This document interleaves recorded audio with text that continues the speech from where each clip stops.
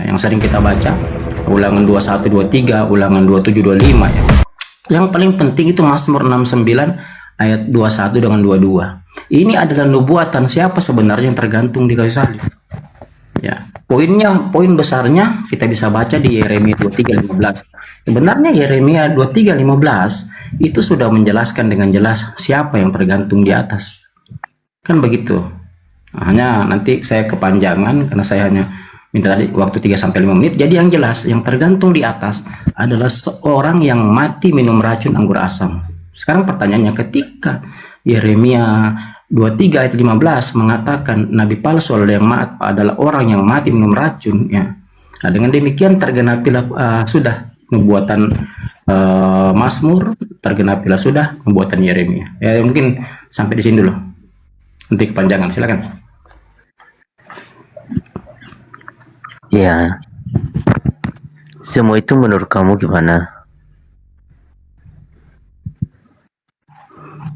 Apanya itu gimana, Bang? Kata-katamu itu menurut kamu gimana? Iya. Assalamualaikum warahmatullahi wabarakatuh. Waalaikumsalam warahmatullahi wabarakatuh. Jadi begini, Bang ya. Dalam kitab Tanakh Perjanjian Lama itu ada total 1239 nubuatan-nubuatan. Ya. Nah, dalam kitab Tanakh ya, Perjanjian Lama Anda ya, tidak terhitung Perjanjian Baru ya. Dari 1239 nubuatan-nubuatan itu harus digenapi, Bang. Tidak bisa tidak. Makanya John Barton Penn dalam bukunya Encyclopedia of Biblical Prophecy ya, itu dengan jelas menerangkan bahwa Mazmur 69, 21, 22 itu sudah tergenapi. Kan begitu, Bang Bang Edia.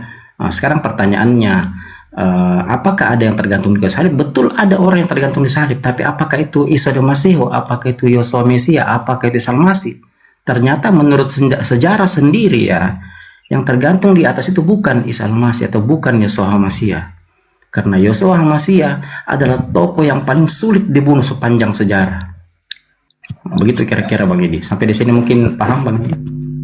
Iya. Yang mati di kayu salib itu menurut kamu siapa? Ya, saya sudah jelaskan tadi, Bang. Abang bisa baca di ulangan 27, 25, ulangan 21, 23, Mazmur 69 ayat 21, Yeremia 23 ayat 15. Itulah orang yang tergantung di kayu salib. Iya, tapi yang keimanan kami itu yang mati di kayu salib itu ada Yesus. Ya, itu kan klaim Anda. Iya. Makanya kutanya tadi menurut kamu gimana? Oke, kalau gitu saya akan angkat salah satu narasi ya. Bang Zuma monitor, Bang Zuma. Masih Bang, masih. Lanjut. Ini ilmu. Silakan. Saya mencatat. Lanjut.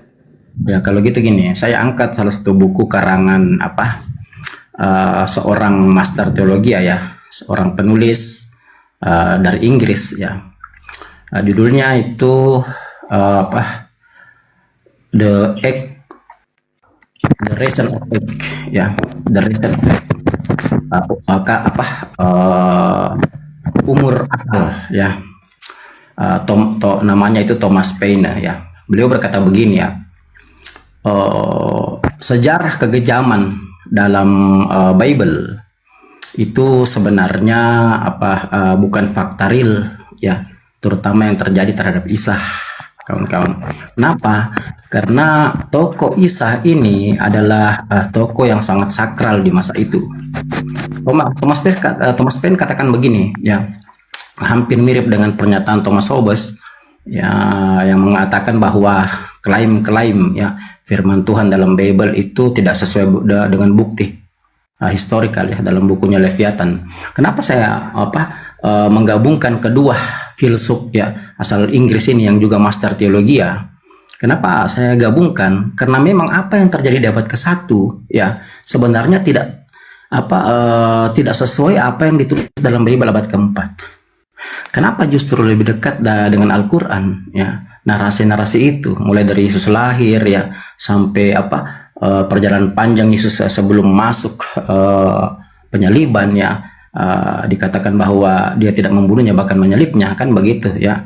Kenapa seperti itu? Karena Al-Quran itu murni wahyu Allah. apa yang diterangkan itu sesuai dengan sejarah di fakta di abad-abad itu, abad ke-1 itu. Nah, ini yang perlu kita pahami bersama. Kenapa sampai beberapa penulis ya justru nanti menulis di abad-abad ke 17, 16, 17, 18, 19 kan begitu.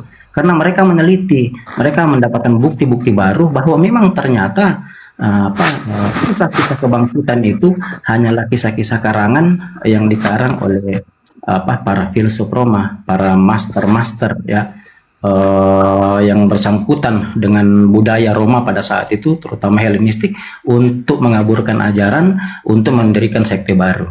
Ini bukan kata saya hanya meneliti ulang. Ya, berkali-kali saya sudah katakan bahwa budaya Yahudi itu ya, Bang, dimanipulasi oleh salah satu sekte pada saat itu yang sudah menggeser Kristen asli, yaitu sekte Katolik. Ya, itu mungkin sedikit dari saya. Ya, nanti kepanjangan ya, karena banyak typing dibawa kepanjangan, gitu kira-kira. Ya, mungkin dilanjut aja Bang Sum atau Bang Andi, silakan.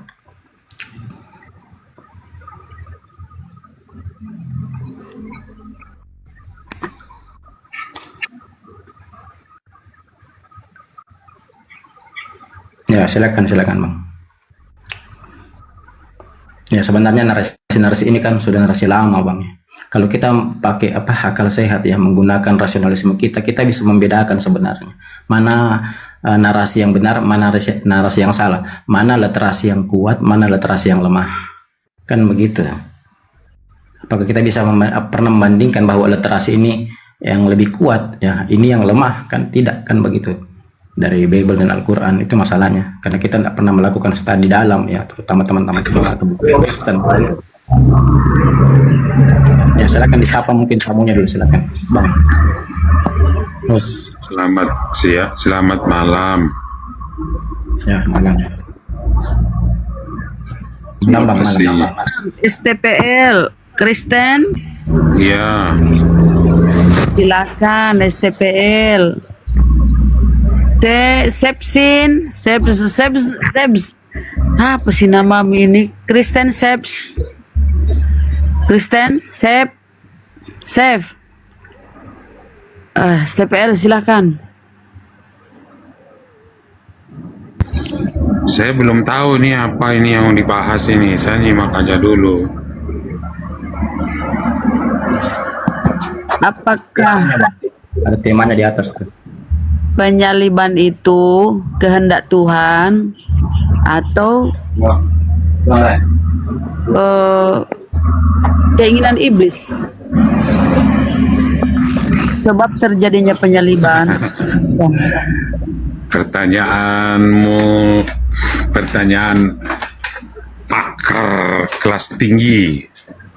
Itu sebenarnya harusnya ditanyakan itu ke Oki, ke Rudi, Edis. Saya cuman orang awam, tapi walaupun begitu saya akan coba menjawabnya.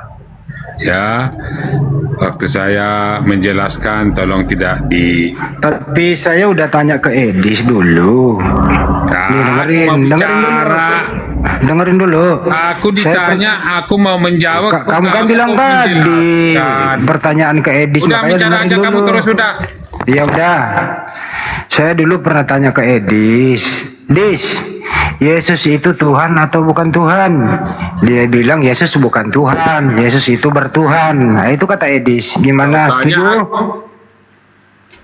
Kenapa diturunin?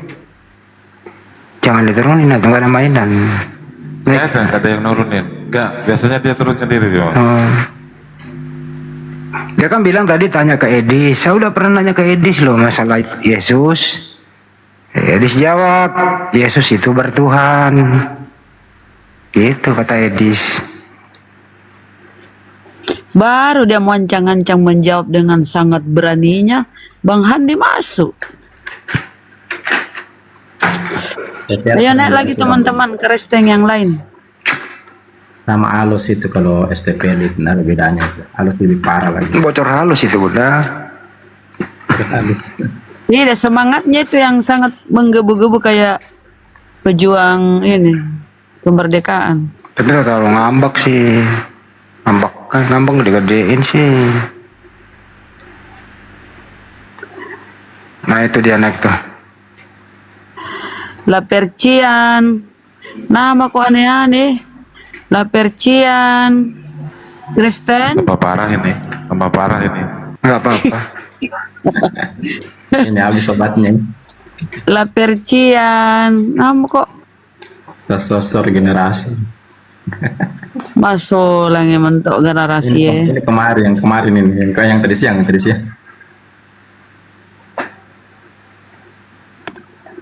Siapa yang tergantung?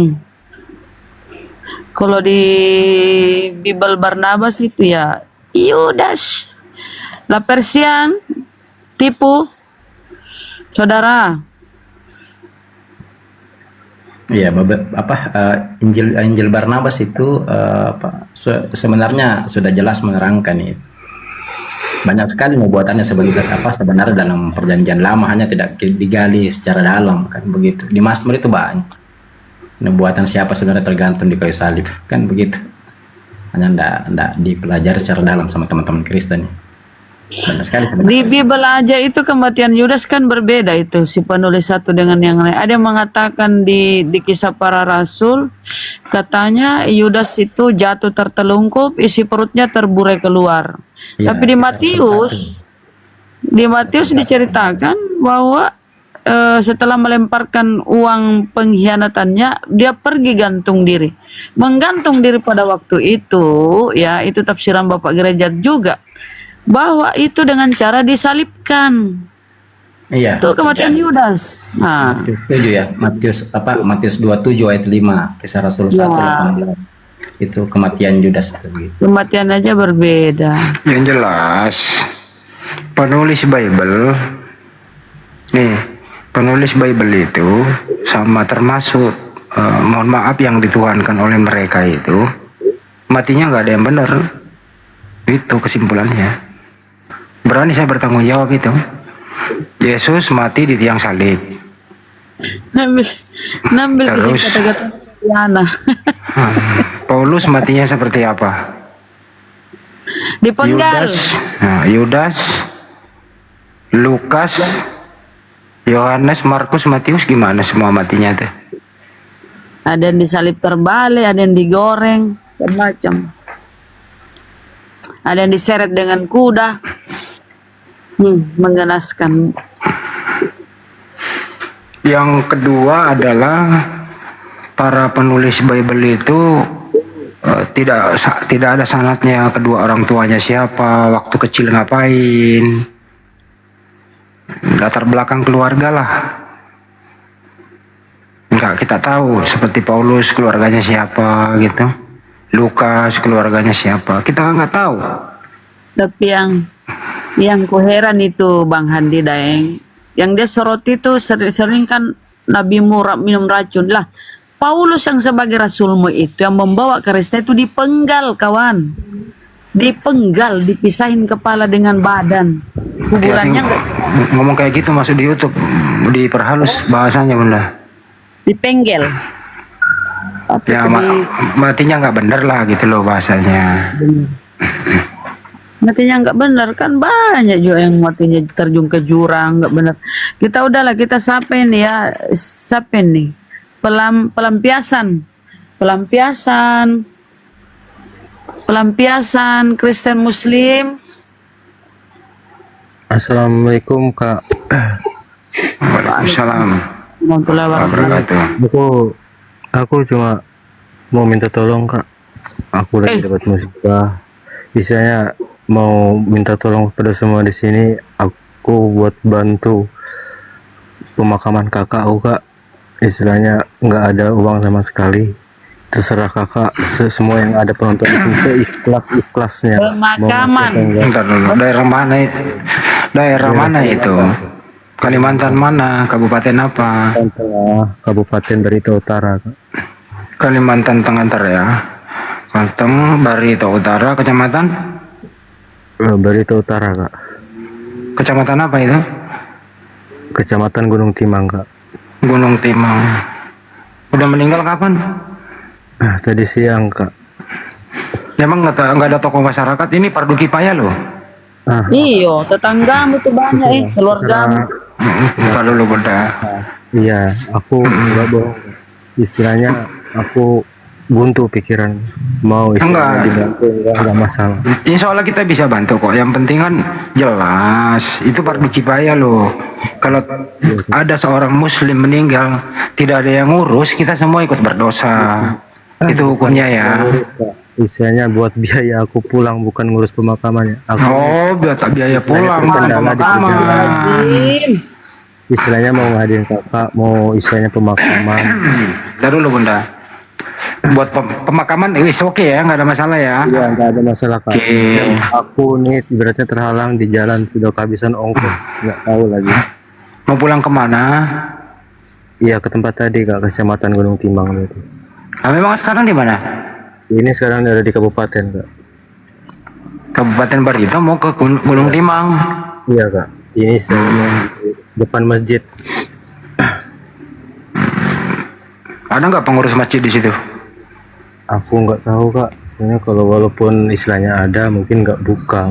Istilahnya sudah istirahat. Ya tunggu aja dulu subuh lah ya. Kalau ada pengurus masjid di situ, ngomong aja apa adanya. Soalnya dibantu kok di situ. Sholat subuh aja dulu di situ. Ya, siap kak. Itu aja ya. Insya Allah dibantu kok. Kalau enggak Anda ke polsek terdekat. Anda ke polsek terdekat. Ya minta tolong sama anggota di sana. Saya mau pulang Pak. Tolong kasih angkutan gratis gitu, dikasih kok itu. Polsek itu bantu kok itu. Polsek Gunung Timang ada kalau nggak salah. Pasti dibantu itu, dikasih transport gratis ke Barito Utara. Oke, itu aja sih. Emang kenapa kerjaannya lagi macet apa?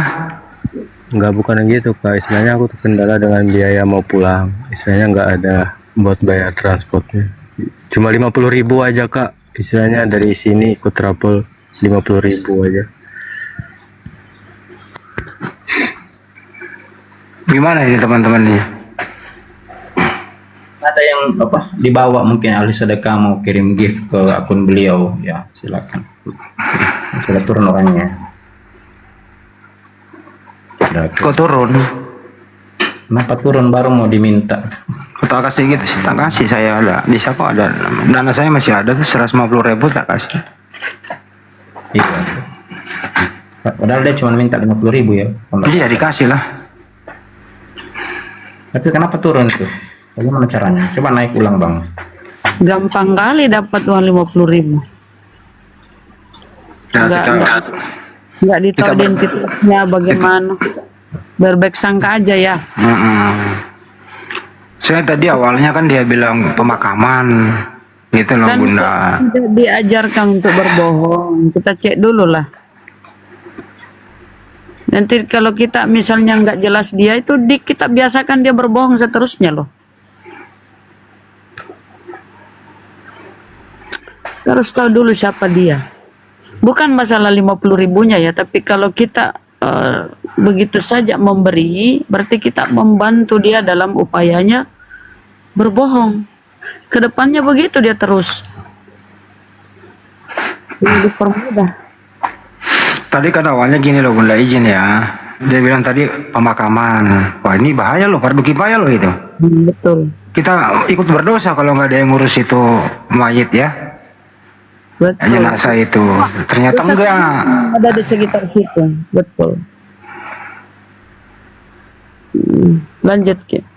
Kalau berhubungan dengan pemakaman bang, saya rasa kalau Islam tidak mungkin apa masyarakat sekitar tinggal diam. Iya, tanggung jawabnya semua orang di sini. Tadi polsek apa sih tadi itu? Polsek Gunung Timang ya? Gunung Timang. Ya. Ada nggak ya? Ya, masalahnya turun orangnya. Ada kok. Polsek Gunung Timang ada nih. Iya, masalahnya orangnya turun tuh. Naik lagi bang. Tinggal ke polsek aja. Insya Allah saya telepon di sana tuh anggota kok. Bisa kok itu kita minta bantu. Insya Allah ke polseknya orangnya baik semua di sana itu. Kalau masalah segitu ya. Yang penting kita itu mau membantu. Yang penting transparansi ada. Ono loh. Bukan kak Muslim itu mau membantu. Duit segitu saya rasa semua netizen ada bau. Tapi transparansi perlu. Betul ya teman-teman ya. Iya, Bener nggak? betul bang, betul. Nah itu. Jangan segitu. Ya mestinya Ada tadi. Polsek Gunung Timang itu alamatnya di Jalan Kecamatan Gunung Timan, Barito Utara, Kalimantan Tengah. Ada kok ini. Nama akunnya aja pelampiasan. Ya Allah.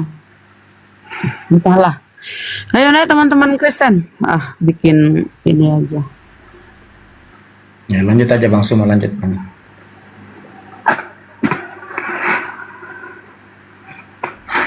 Apalagi kalau pengurus masjid di situ, ada orang di situ bisa bantu itu.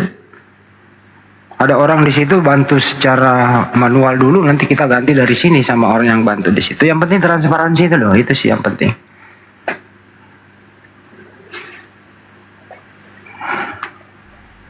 Waduh. Ini saya naikkan ini, bagus sekali dia punya akun nih, nikahi aku. Wah, mantap.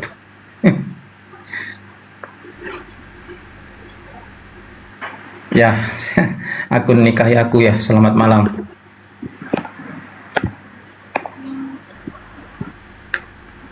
Assalamualaikum. Waalaikumsalam warahmatullahi wabarakatuh. Bang, akunnya itu Gimana kabarnya Bang Handi? Alhamdulillah sehat. Kok namamu gitu amat sih? Emang kenal suaraku? Enggak, lupa-lupa ingat bang, siapa? Khairul Insan. Siapa? Yang pernah nanya tentang hukum kuburan. Oh, Hairul. Tapi ganti namanya lah masa. Nama kayak gitu. Hairul gitu. Ya udah saya turun lah, nggak enak lah. Orang lihat nanti. Dan kok ngomongin kuburan, ada mayat kuburan gitu tapi ya. Ya udah nah turun lah ya. Kalau mau ke kuburan aja nggak apa-apa, bersih-bersih kubur, ingat akan mati. Doakan ya orang yang penghuni kubur, didoakan. Jangan Anda yang minta sesuatu di situ. Jangan kali Anda yang memberi apa, bersihkan. Jangan injak-injak. Itu doakan sesama muslim penghuni kubur. Itu. Jangan kebalik Anda minta nomor togel, jangan.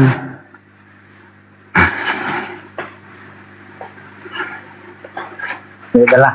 Ya Bang Andi, itu lah. Ya. Barakallahu fiikum. Hayyakumullah. Assalamualaikum. Waalaikumsalam. Waalaikumsalam warahmatullahi wabarakatuh. ya tadi ada yang taping di bawah ya. Catat saja bang judul bukunya ya. Yang tadi saya sebutkan tadi Thomas Assalamualaikum, Bang. Paine ya. Waalaikumsalam. Catat aja bang. Tadi saya sebut 3 judul buku kan, catat aja ya.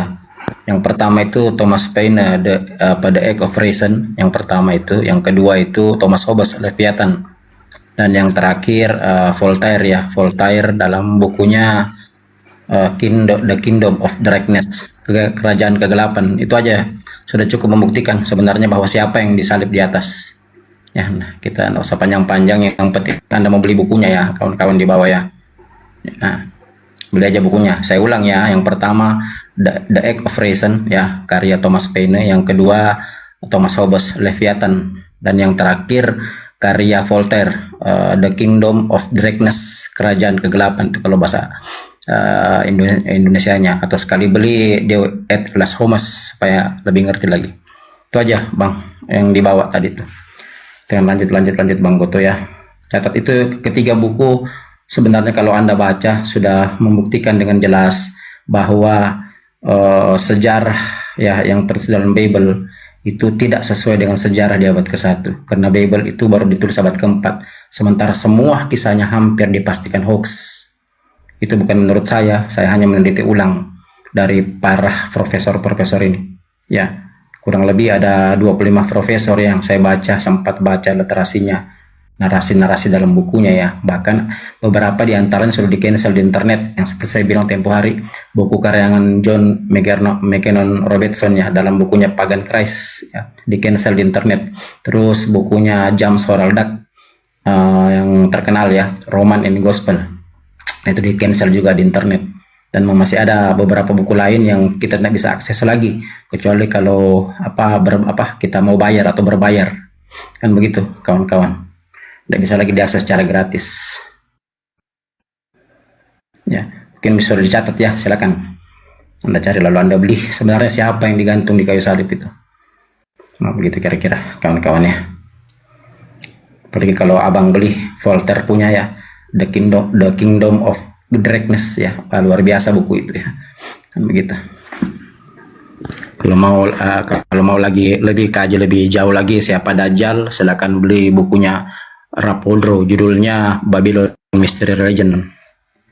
Lebih jauh lagi Albert Pike, judul bukunya itu Moral and Dogma. Silakan Anda beli ya, kalau Anda mau tahu sebenarnya ajaran sebelah itu seperti apa. Mereka semua itu master teologi ya, prof The New Testament yang menulis itu ya. Kalau bukunya Barbara Thiering itu masih ringan-ringan, Yesus menikah ya, Yesus dari faksi Esseni, itu masih ringan-ringan ya. Ketika beliau bercerita dalam bukunya bahwa semua adalah kepentingan politik di masa itu ketika Yesus hidup ya, yang sering saya jelaskan itu ya. Ada apa faksi Esseni, faksinya Yesus dengan faksi Farisi ya, sebenarnya bukan bertengkar masalah akidah, tapi bertengkar karena kepentingan politik. Itu aja poinnya kawan-kawan, yang berujung Isa mau disalib, tapi ternyata bukan beliau yang disalib. Dengan demikian benarlah kata Al-Quran, wama kataluhu wama salabuhu ya. Mereka tidak membunuhnya dan juga tidak menyalibnya ya. Sebenarnya kalau buku-buku ini Anda beli, saya yakin Anda pasti mendapatkan final konklusi bahwa sebenarnya siapa yang disalib di atas, nabi asli atau nabi palsu, kan begitu. Apakah sejarah di abad keempat yang tertulis dalam Bible sama dengan yang terjadi di abad pertama? Nah, begitu kira-kira kawan-kawannya. Itu sebagian kecil judul buku yang saya sampaikan kepada Anda supaya Anda paham bahwa pentingnya kita membaca ya, pentingnya kita menimba ilmu dari tulisan-tulisan karya para ilmuwan atau para profesor. Begitu kira-kira kawan-kawan. Nah, silakan dilanjut, Bang.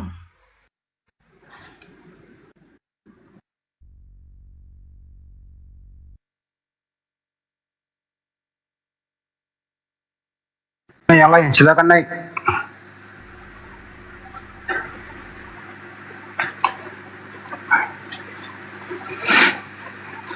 Yang jelas teman-teman, itu kita butuh tuh orang kalau diskusi itu pandai bahasa Indonesia. Seperti tadi pertanyaan singkat, mudah, tapi dipersulit menjawabnya.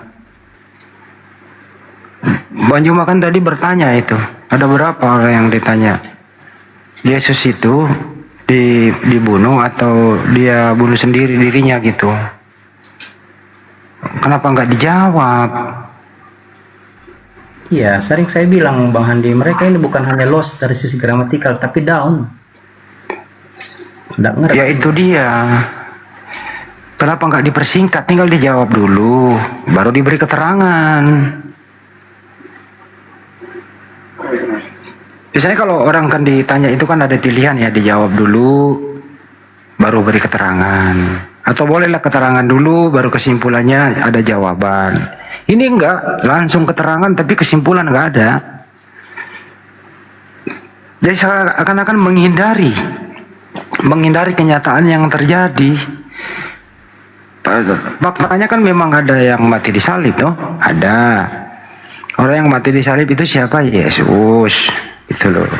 Ini kehendak siapa? Nah, terus dia itu mati Pak, terbunuh atau dia bunuh diri kan gitu. Dikasih data. Anak manusia diserahkan untuk dibumbum di tiang salib. Menghindari semua gitu. Endingnya apa? Tadi itu kesimpulannya. Bang Juma disuruh bertobat. Kita disuruh bertobat. Nyambungnya di mana? Nyambungnya di mana? Endingnya kita disuruh bertobat. Yang taping di bawah Bang Suma tidur kadang. Tobat itu apa sih? Tobat dari bahasa apa teman-teman? Ada yang tahu nggak? Tobat dari bahasa apa?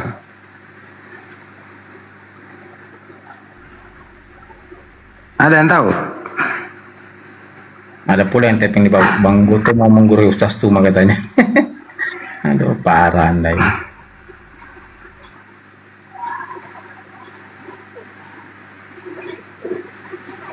Tobat itu berasal dari bahasa Arab, yaitu taubah. Artinya kembali atau rujuk. Kembali dari jalan yang salah. Nah, itu. Kalau tobat itu kembali dari jalan yang salah, terus salahnya kita sebagai muslim di mana salahnya?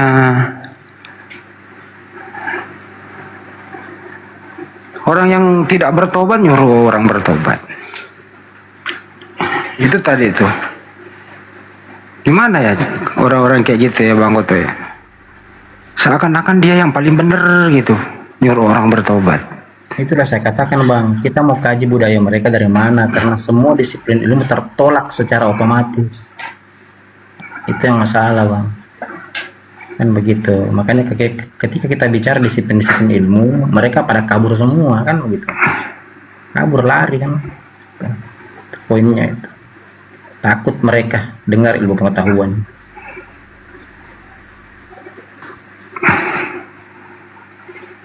Ya udah sampai dulu yang baru naik nih 2 orang nih. Udah duduk belum nih? Ya udah duduk tuh. Silakan yang baru naik tuh. Selamat malam Bang Juma. Singa. Waalaikumsalam. Waalaikumsalam warahmatullahi wabarakatuh. Gakuru Muslim. Saya Kristen. Oh, Singa apa yang disampaikan Singa? Kristen Enggak, Singa? Cuman dengar aja ini, Bang. Enggak, saya hanya mau Biarin dulu ngomong dia. Bang Juma aja. Bang Juma. Biarin. Itu sering ditantang Edis loh. Sering ditantang Edis. Biarin dulu Bunda. Sering ditantang Edis berdebat. Ya, sempat juga ditantang karena istilahnya dia mengaku gak ada lagi yang bisa Nantangnya nantangnya di mana Bang? di Komalia dia. Oh di Komalnya dia. Kenapa dia nggak kesini? Bang Juma di sini. Dia dibisu-bisukan katanya. Oh gitu. Dia ditendang, di-kick dan diblokir oleh Bang Juma. Kalau begitu kenapa dia kabur ke luar negeri? Itu kan urusan dia Bang, bukan urusan saya kan. Kau yang ngurus barusan. Itu kan urusan dia kabur. Awak kan di Indonesia Bang. Ya kalau dia berani debat kenapa nggak pulang ke Indonesia aja? Itu kan urusan dia, aku bilang. Ya, barusan kau yang ngurus. Apa urusanku dengan dia kabur di luar negeri? Tadi barusan kau yang ngurus ini. Tidak bisa bahasa Indonesia. Biarin dulu. Terus kemudian kira-kira kalau mau debat itu topiknya apa? Nggak tahu, itu kan. Oh nggak tahu. Saya bilang dia mau apa? Jika ada lagi yang bisa berdebat. Ya, jadi yang ingin saya sampaikan. Memang kalau Edis menurut kamu itu menguasai ilmu apa? Dia itu istilahnya challenge sama kepala agama yang naik ke kepalanya dia dan kita juga orangnya baik. Kamu sama Edis Tuhanmu sama apa beda Tuhan sama Edis? Tuhan itu apa dulu? Tuhan itu yang disembah. Di situ beda Bang. Apa itu bedanya? Di situ sebenarnya, ya kan, karena Bang udah mulai Tuhan tadi. Di situ sebenarnya ada perbedaan antara definisi Tuhan dan dengan definisi Tuhan versinya orang Abang. Oke, definisi Tuhan menurut kamu apa? Nah, definisi Tuhan itu kan artinya itu kepada dia kita menyembah diri, kepada dia kita apa istilahnya kan Tuhan itu bisa diartikan bukan hanya untuk bukan untuk artinya kepada yang sang Khalik, tapi sama setan juga bisa kita bilang menuhankan setan. Oke, jadi Tuhan setan. Oh Bu, itu kan Barusan kau ngomong setan Tuhanmu. Jadi kau sendiri lu yang ngomong. Mau apa? Mau gimana? Sekarang kau tadi yang ngomong setan itu Tuhanmu tadi. Kau ngomong sendiri tadi. Saya bilang itu kan abang pelintir. Enggak, kamu yang ngomong kok banyak yang denger. Iya, manusia juga bisa mengatakan menuhankan setan, menuhankan nafsunya, menuhankan. Tapi Yesus itu manusia loh itu. Yesus manusia loh itu. Jangan lari-lari dulu bang, kita jangan lari ya ke Yesus. Iya, makanya saya tanya tadi. Jangan lari ke Yesus. Tuhanmu itu sama nggak dengan Tuhannya Edis? Tuhanmu itu apakah sama dengannya Tuhannya Edis? Sama atau tidak? Tuhan saya, sesembahan saya itu adalah Allah Bapa di surga. Yesus tidak disembah. Bapa di surga. Bapa. Jadi Yesus tidak disembah. Bentar dulu bang, kita satu-satu dulu bang. Satu-satu. Iya, Tuhanmu Bapa, Yesus disembah nggak? Satu-satu dulu bang. Ya udah satu-satu ini udah. Udah saya jawab kan, Ya udah Tuhanmu itu yang mana sih sebenarnya? Nah, sekarang saya jawab. Berarti Yesus nasibnya gimana? Yesus? Ini, beri dong kesempatan sama iya, saya. Iya, tinggal nggak jawab. Kalau Yesus itu sebagai apa? Kamu nggak mau kamu jawab. Yesus itu sebagai apa? Iya, jawab dulu. Yesus itu sebagai apa? Kamu tadi apa? Apa sih? Yesus itu sebagai apa? Boleh dong. Ini dulu selesaiin dulu. Yesus itu sebagai apa? Ini bang, kita jangan lompat dulu kepada Yesusnya. Kita lompat kepada Tuhan. Ya udah, kau keluar negeri aja sama Edis. Edis sekarang udah bagus loh rumahnya. Tak beliin tiket deh. Kamu kan herdernya Edis. Edis itu kalau buka komal, udah nggak ada yang naik. Hanya muslim-muslim yang nyasar lah yang naik. Sekarang sepi teman-teman. Herder-herdernya inilah yang promosikan Edis. Tapi sayangnya teman-teman di bawah di YouTube, laku atau tidak laku? Edis sudah mulai laku apa tidak laku? Herdernya udah mulai berkeliaran. Gitu. Apa itu Tuhan?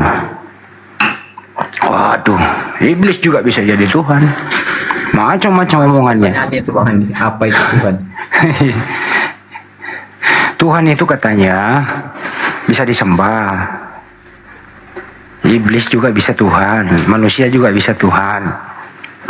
Jadi dia itu mau membedakan antara Yesus Tuhan dengan Bapa Tuhan. Dia mau membedakan di situ. Makanya herdernya Edis ini mulai putus asa. Edis berkata, Tritunggal itu bla bla bla lah. Yesus itu bertuhan, buktinya dia berdoa kepada Tuhan. Tuh. Nggak laku dah. Naik di sini ketemu sama gua selesai loh. Udahlah bang. Aduh, naik lagi pemabuk kan. Kalau Edis berani itu suruh aja pulang ke Indonesia. Kita debat terbuka ya sekalian ya teman-teman ya. Jangan di-framing, Banyu mah takut.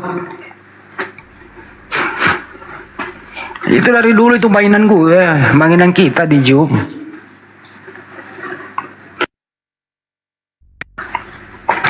Ya berani dulu ngomong itu. Nah giliran waktu sampai di luar negeri baru berani dia. Tuh.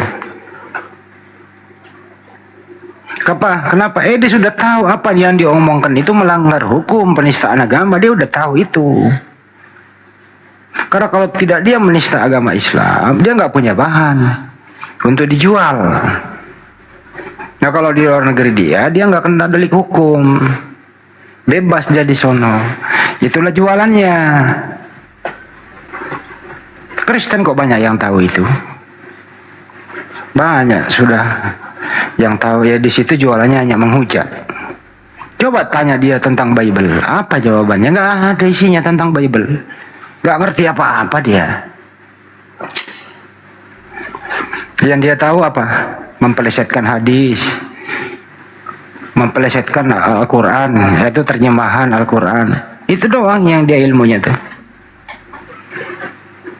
Buktinya laku nggak sekarang? Redup nggak dia? Nggak ada tempat. Saya rasa saudara-saudara Muslim udah pada tahu Edis, ngapain lagi naik? Apalagi Kristen naik, Tritunggal naik, dia debat dia. Coba kalau Edis buka Kopal, Tritunggal yang naik debat, Wanes yang naik debat, Arte yang naik debat. Karena Edis itu denomnya beda.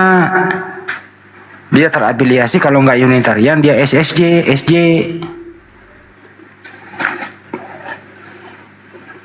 Tapi karena dia menghujat, maupun berbeda denom, yang penting didukung. Tapi sekarang dukungannya udah mulai memudar. Tuh kira-kira, Bang Goto lanjut. Iya, Edis itu bagian CSPI, Bang. Dari dulu saya sampaikan dari tahun lalu, beliau itu bagian dari CSPI, dari Henry Tarigan, kan begitu. Apa itu CSPI? CSPI itu singkatan dari Center for the Study of Political Islam, salah satu organisasi yang melakukan propaganda ya Islamfobia di seluruh dunia. Jadi itu bagian dari situ. Beberapa orang di Indonesia itu. Kalau mau tahu itu saya kirim videonya di grup API Sulsel tuh, videonya ada. Itu orang-orangnya semua itu. Begitu. Orangnya semua itu. Bahkan 2 di antaranya saya kenal baik tuh. Begitu. Lihat aja pada videonya saya kirim di API Sulsel.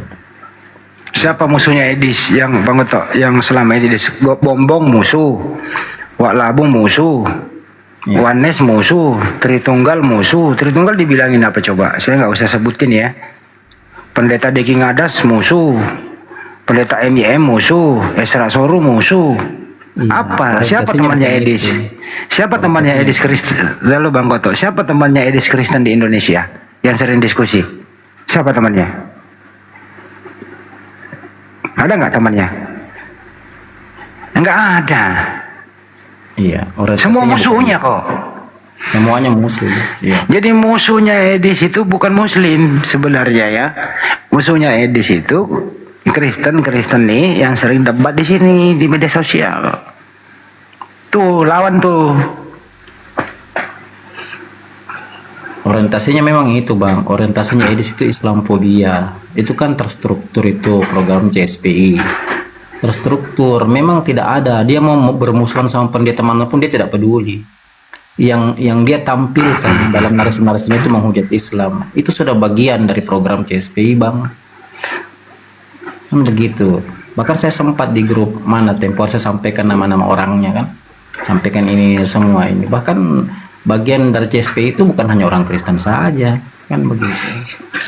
Kan kalau kita jauh ke dalam itu nanti ada jemaahnya yang tersinggung atau bagaimana kan tidak enak ya. Begitu. Yang jelas menang Edis saja. Yang lain tidak mungkin. Disambut dulu Ustaz. Assalamualaikum Ustaz. Waalaikumsalam. Assalamualaikum. Waalaikumsalam warahmatullahi wabarakatuh. Teman-teman di follow dong Ustaz tadi. Assalamualaikum warahmatullahi wabarakatuh Ustaz. Teman-teman di follow dikasih koin lah. Di follow gitu ya. Terus jangan lupa ya saksikan juga nonton di YouTube Tata Channel, Anies Lebes Channel, Zulkifli Mabas Official. Nah gitu dong, kasih dong Tadi ada yang bertanya itu Bang, mungkin saya masuk 1-2 menit ya. Ada yang bertanya bagaimana sih kalau cara mengkantar ateis ya, atau cara menyadarkan ateis ya, karena mereka tidak percaya dengan Tuhan. Jadi begini ya, saya masuk sedikit dari sisi akademik ya, kawan-kawan yang dibawa rekam ya. Jadi gini.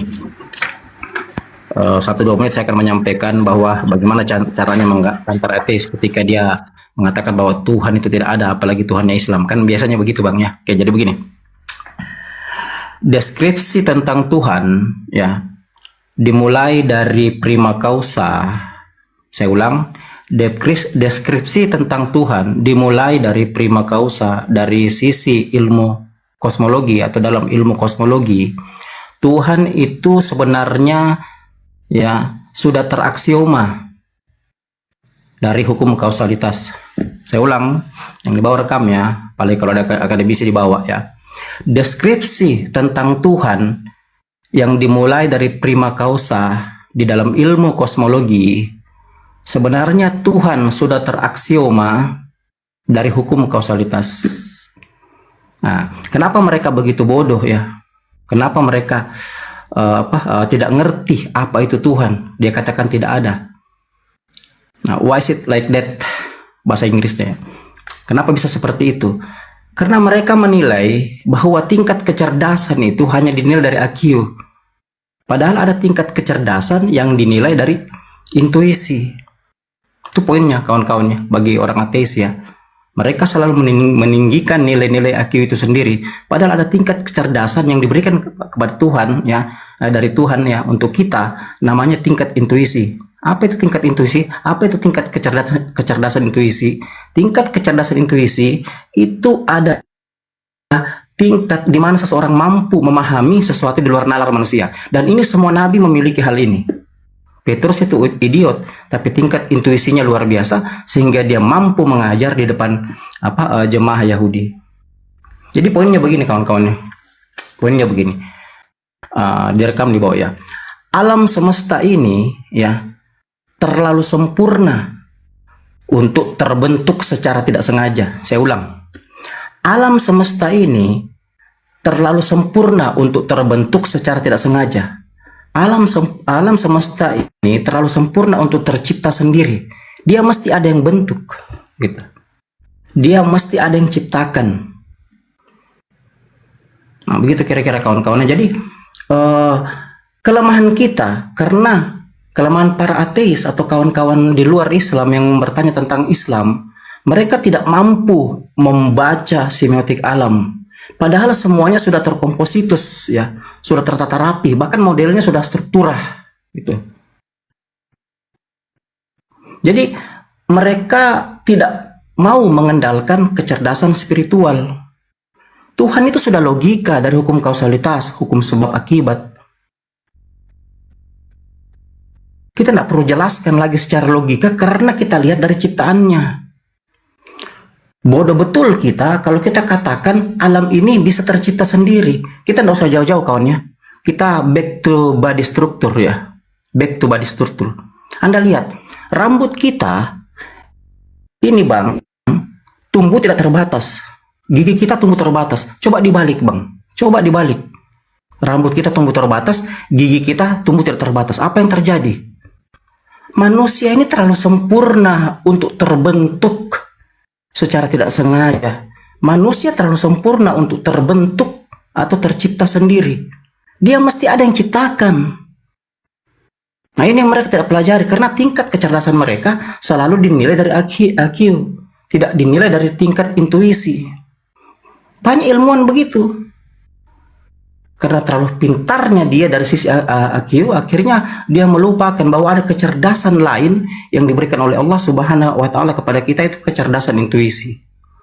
Orang-orang dulu bang, kalau abang sakit ya, ulama-ulama dulu itu cukup meniupkan air ya ke dalam satu botol, wadah air dalam gelas, lalu Anda minum, Anda sembuh. Itu bagian dari kecerdasan intuisi yang ada dalam kalbu kita. Hanya ini tidak dipelajari oleh para ilmuwan, para ateis itu. Jadi tolong kalau saya kajian begini Anda rekam kawan-kawan, karena kajian ini kajian akademik ya. Kalau bahasanya terlalu tinggi ya malum, karena saya memang kalau menjelaskan dari sisi akademik selalu menggunakan terminologi kata. Kalau tidak ngerti cari aja di Google apa artinya. Kan begitu. Jadi alam ini sudah tertata rapi, sudah terkompositus. Ya, sudah terstruktural, sudah tersistematis, sudah teratur dengan baik. Tuh. Ada oksigen, ada ini. Bahkan kalau Anda baca tentang fosfat ya, fosfat yang ada di gurun Sahara ya, itu bisa menghidupi hutan Amazon di Amerika sana. Ini teratur dengan baik. Hanya ini dilupakan. Kenapa dilupakan? Karena hal-hal yang terlalu dominan pada para ilmuwan, bagaimana meng-create new knowledge. Mereka berlomba-lomba untuk menciptakan ilmu baru tanpa ya memperhatikan dasar-dasar dari keilmuan mereka. Kan saya pernah bilang, Islam itu begitu indah bang. Kenapa saya katakan? Hukum yang tertinggi di bumi ini itu ada dalam Al-Quran. Kenapa? Mulai dari ilmu kosmologi hingga environmental etik diatur dalam Al-Quran. Mulai dari kejadian alam hingga alam itu rusak gara-gara manusia ada dalam Al-Quran. Jelas sekali yang sering kita sebut ayatnya ya. Kalau kosmologi ada di Al-Anbiya 30. Kalau di environmental etik itu ada di surat Ar-Rum ayat 41. Ya. Jelas sekali bang. Mereka mencipta ilmu baru, tapi mereka tidak pernah belajar dasar ilmu yang mereka pelajari. Ini yang saya mau tawarkan kepada publik, kepada kawan-kawan, bahwa ketika kita membahas satu narasi, jangan melupakan disiplin-disiplin ilmu. Karena disiplin-disiplin ilmu dari budaya, sejarah, antropologi, sosial, politik, itu semuanya sudah ada dalam Al-Quran. Dan dia itu seperti mata rantai, gitu loh. Dia tidak terputus satu dengan yang lain, sehingga dikatakan sempurna. Jadi sempurna itu dilihat dari segala sisi. Tuh. Sempurna Al-Quran dilihat dari segala sisi. Bukan hanya keyakinan, tidak. Makanya dalam Al-Quran kita diperintahkan berkali-kali untuk berpikir mengenal Allah. Afala takilun. Kita berakal, kita beriman. Tuh. Kalau kita hanya menggunakan iman, ya, maka yang terjadi ada ketimpangan. Gitu. Tidak serupa dengan makhluk.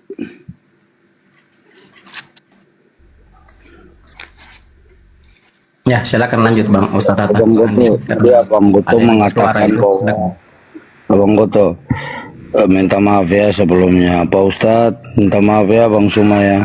Kalau sini Muslim Kristen. Saya Kristen. Anda nggak bisa menanggapi itu tadi, itu membahas mengenai ateis.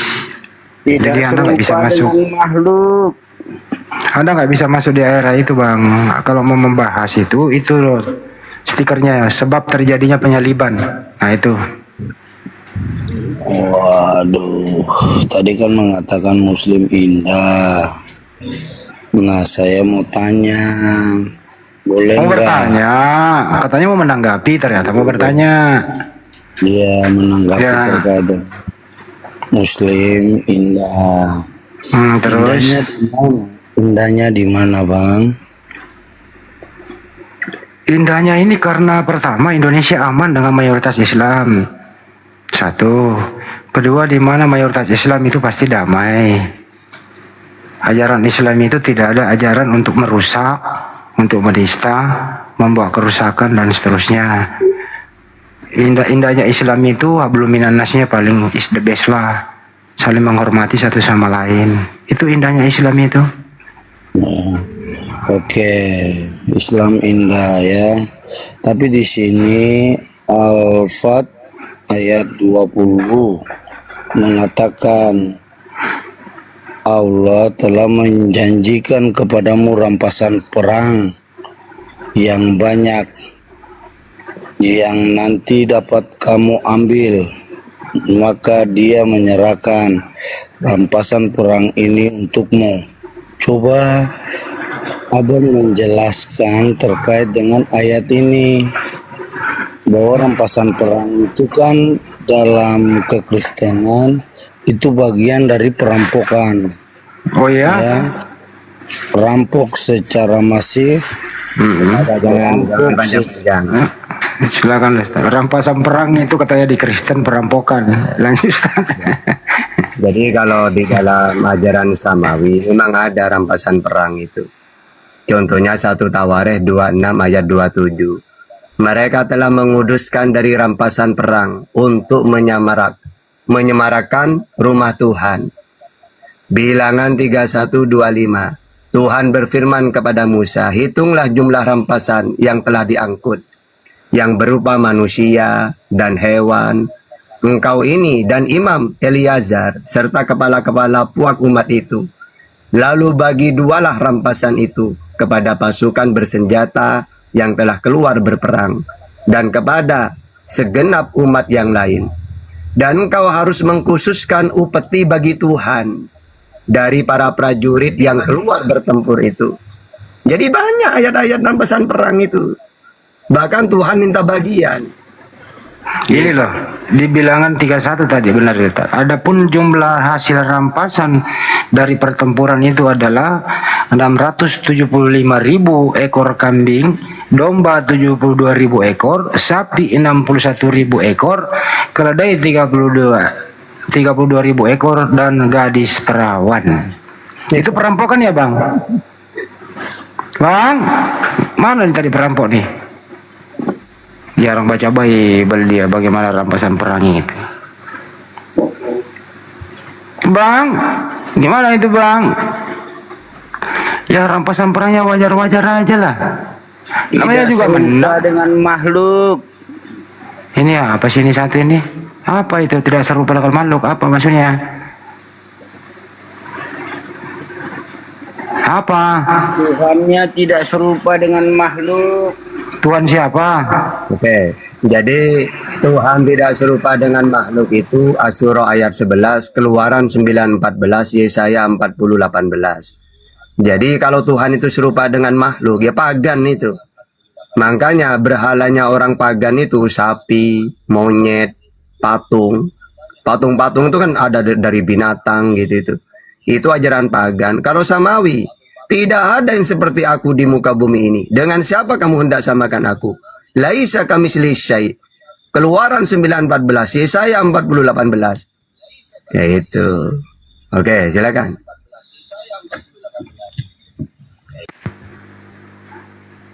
Jadi kalau makhluk itu ciptaan Tuhan ya Ustaz ya? Iya, karena makhluk itu siwallah. Sesuatu selain Allah itu makhluk. Dan Allah tidak sama seperti makhluk. Kalau ada orang yang keluar dari kandungan, pernah dikandung 9 bulan, ya terus pernah jadi bayi, itu makhluk ya Ustaz? Nah iya, anaknya ibunya. Berarti bukan Tuhan itu? Bukan, anak manusia. Oh. Sama kami tuannya nggak bisa apa-apa itu.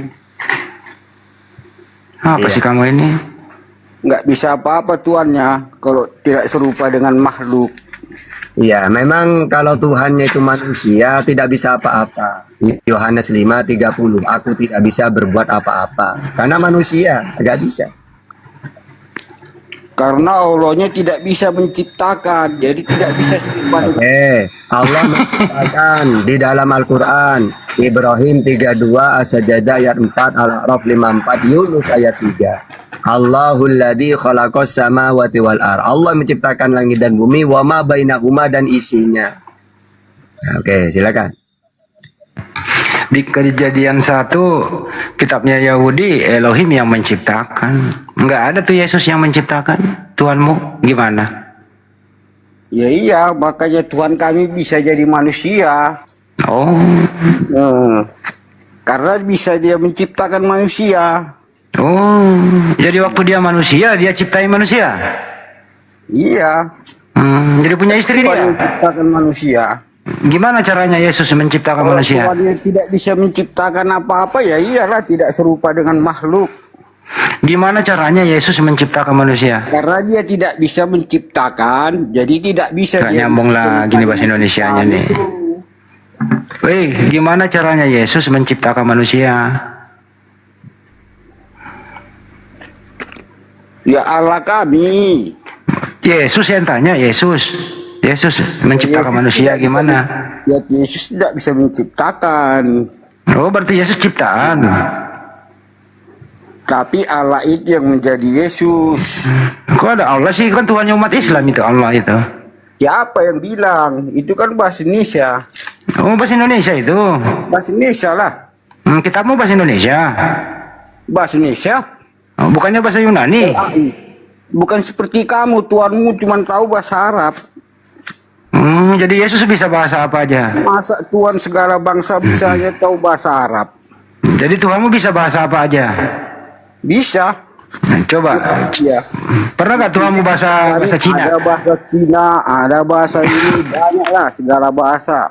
Pernah nggak Tuhanmu bahasa Cina? Ya ngerti dia. Dari mana kau tahu? Kadang kami sembahyang bisa bahasa Batak, bisa bahasa Indonesia. Coba kau bahasa Cina. Bahasa Jawa. Nah, gimana bahasa Cinanya? Yang lain cuman tahu bahasa Arab. Gimana bahasa Cinanya coba? Hei, Masa gimana? Tuhan mengatakan biar yang penting tahu bahasa Arab masuk surga, walau nggak ngerti artinya. Ini orang kok bodohnya minta ampun ya. Apa gitu? Kok ada orang bodoh masih hidup ya? Masa Bro, Tuhan kok kamu masih hidup aja sih? yang penting tahu bahasa Arab, tak tahu artinya masuk surga. Udahlah kau ke neraka lah kau. Berstatement tapi nggak ada isinya gitu loh. Sang pencipta itu ngerti semua bahasa. Cuman wahyu Allah itu diturunkan dalam bahasa Arab karena turunnya di Arab. Kagak ada itu wahyu diturunkan dalam bahasa Cina. Nggak ada firman Tuhan itu diturunkan dalam bahasa Jepang, nggak ada. Sesuai dengan bahasa nabinya. Nah, makanya gue heran kok ada wahyu Tuhan turun dalam bahasa Yunani. Berarti ada nabi Yunani gitu. Lisauni kaumi maksudnya apa itu Ustaz? Tolong diterangkan Ustaz. Apa? Bahasa kaumnya. Ibrahim ayat 4. Wa ma arsalna min rasulin illa bilisani qaumihi liyubayyina lahum. Jadi memang gak mungkin kan. Misalnya Yesus orang Sriwil, wahyu bahasa Inggris. Ya gak nyambung nanti, gak ngerti Yesus nanti. Pasti pakai bahasanya di mana dia bahasa apa dengan kaumnya gitu. Semua para nabi ya kayak gitu. Ini siapa ini yang baru masuk ini? Daeng dulu. Oh, kirain ada nabi warga negara Amerika misalnya jadi wahyu turun dalam bahasa Inggris. Nggak ada ya Ustaz ya? Nggak ada. Oh.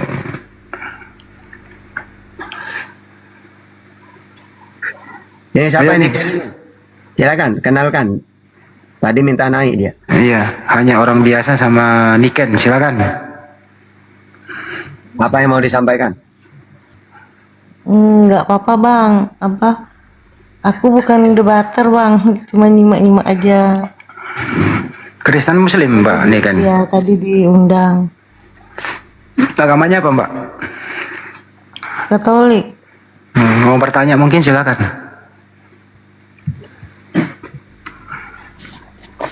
Nyimak aja bang. Nggak ada pertanyaan gitu? Iya. Sepuasnya bertanya lah tentang apa kek?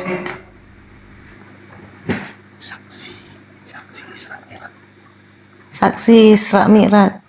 Oke. Oh iya, Isra Mi'raj, silakan Ustaz. Dapat bisikan dari Roh Kudus nih. Saksi Isra Mi'raj. Jadi kalau ajaran samawi itu ketika kita ditanya ada data, harus pakai data. Jadi Isra Mi'raj kan ada datanya. Subhanalladzi asra bi abdihi lailan minal masjidil haram. Dan para nabi ini ketika menyampaikan tidak butuh saksi. Makanya ketika Yesus ditanya, Yesus, kamu ini utusan siapa saksinya? Yohanes 5:37. Bapa yang mengutus aku, dialah yang bersaksi tentang aku. Jadi semua yang kejadian yang Yesus alami, Yesus tidak butuh kesaksian manusia. Sama seperti Nabi Muhammad. Surat Al-Fat ayat 28. Wa kafa billahi syahida. Cukup Allah yang menjadi saksi. Kalau Yesus, Bapa yang mengutus aku, dialah yang bersaksi tentang aku. Sama. Gitu loh. Terus kalau Yesus ditanya, Yesus kok saksinya Tuhan? Iya. 1 Yohanes 5 ayat 9. Kita menerima kesaksian manusia. Tetapi kesaksian Allah lebih kuat. Ngapain saya butuh saksi dari manusia? Kata Yesus. Gitu sama. Nabi Muhammad dengan Yesus. Kalau ditanya saksi, cukup Allah jadi saksi. Oke, silakan. Apa lagi?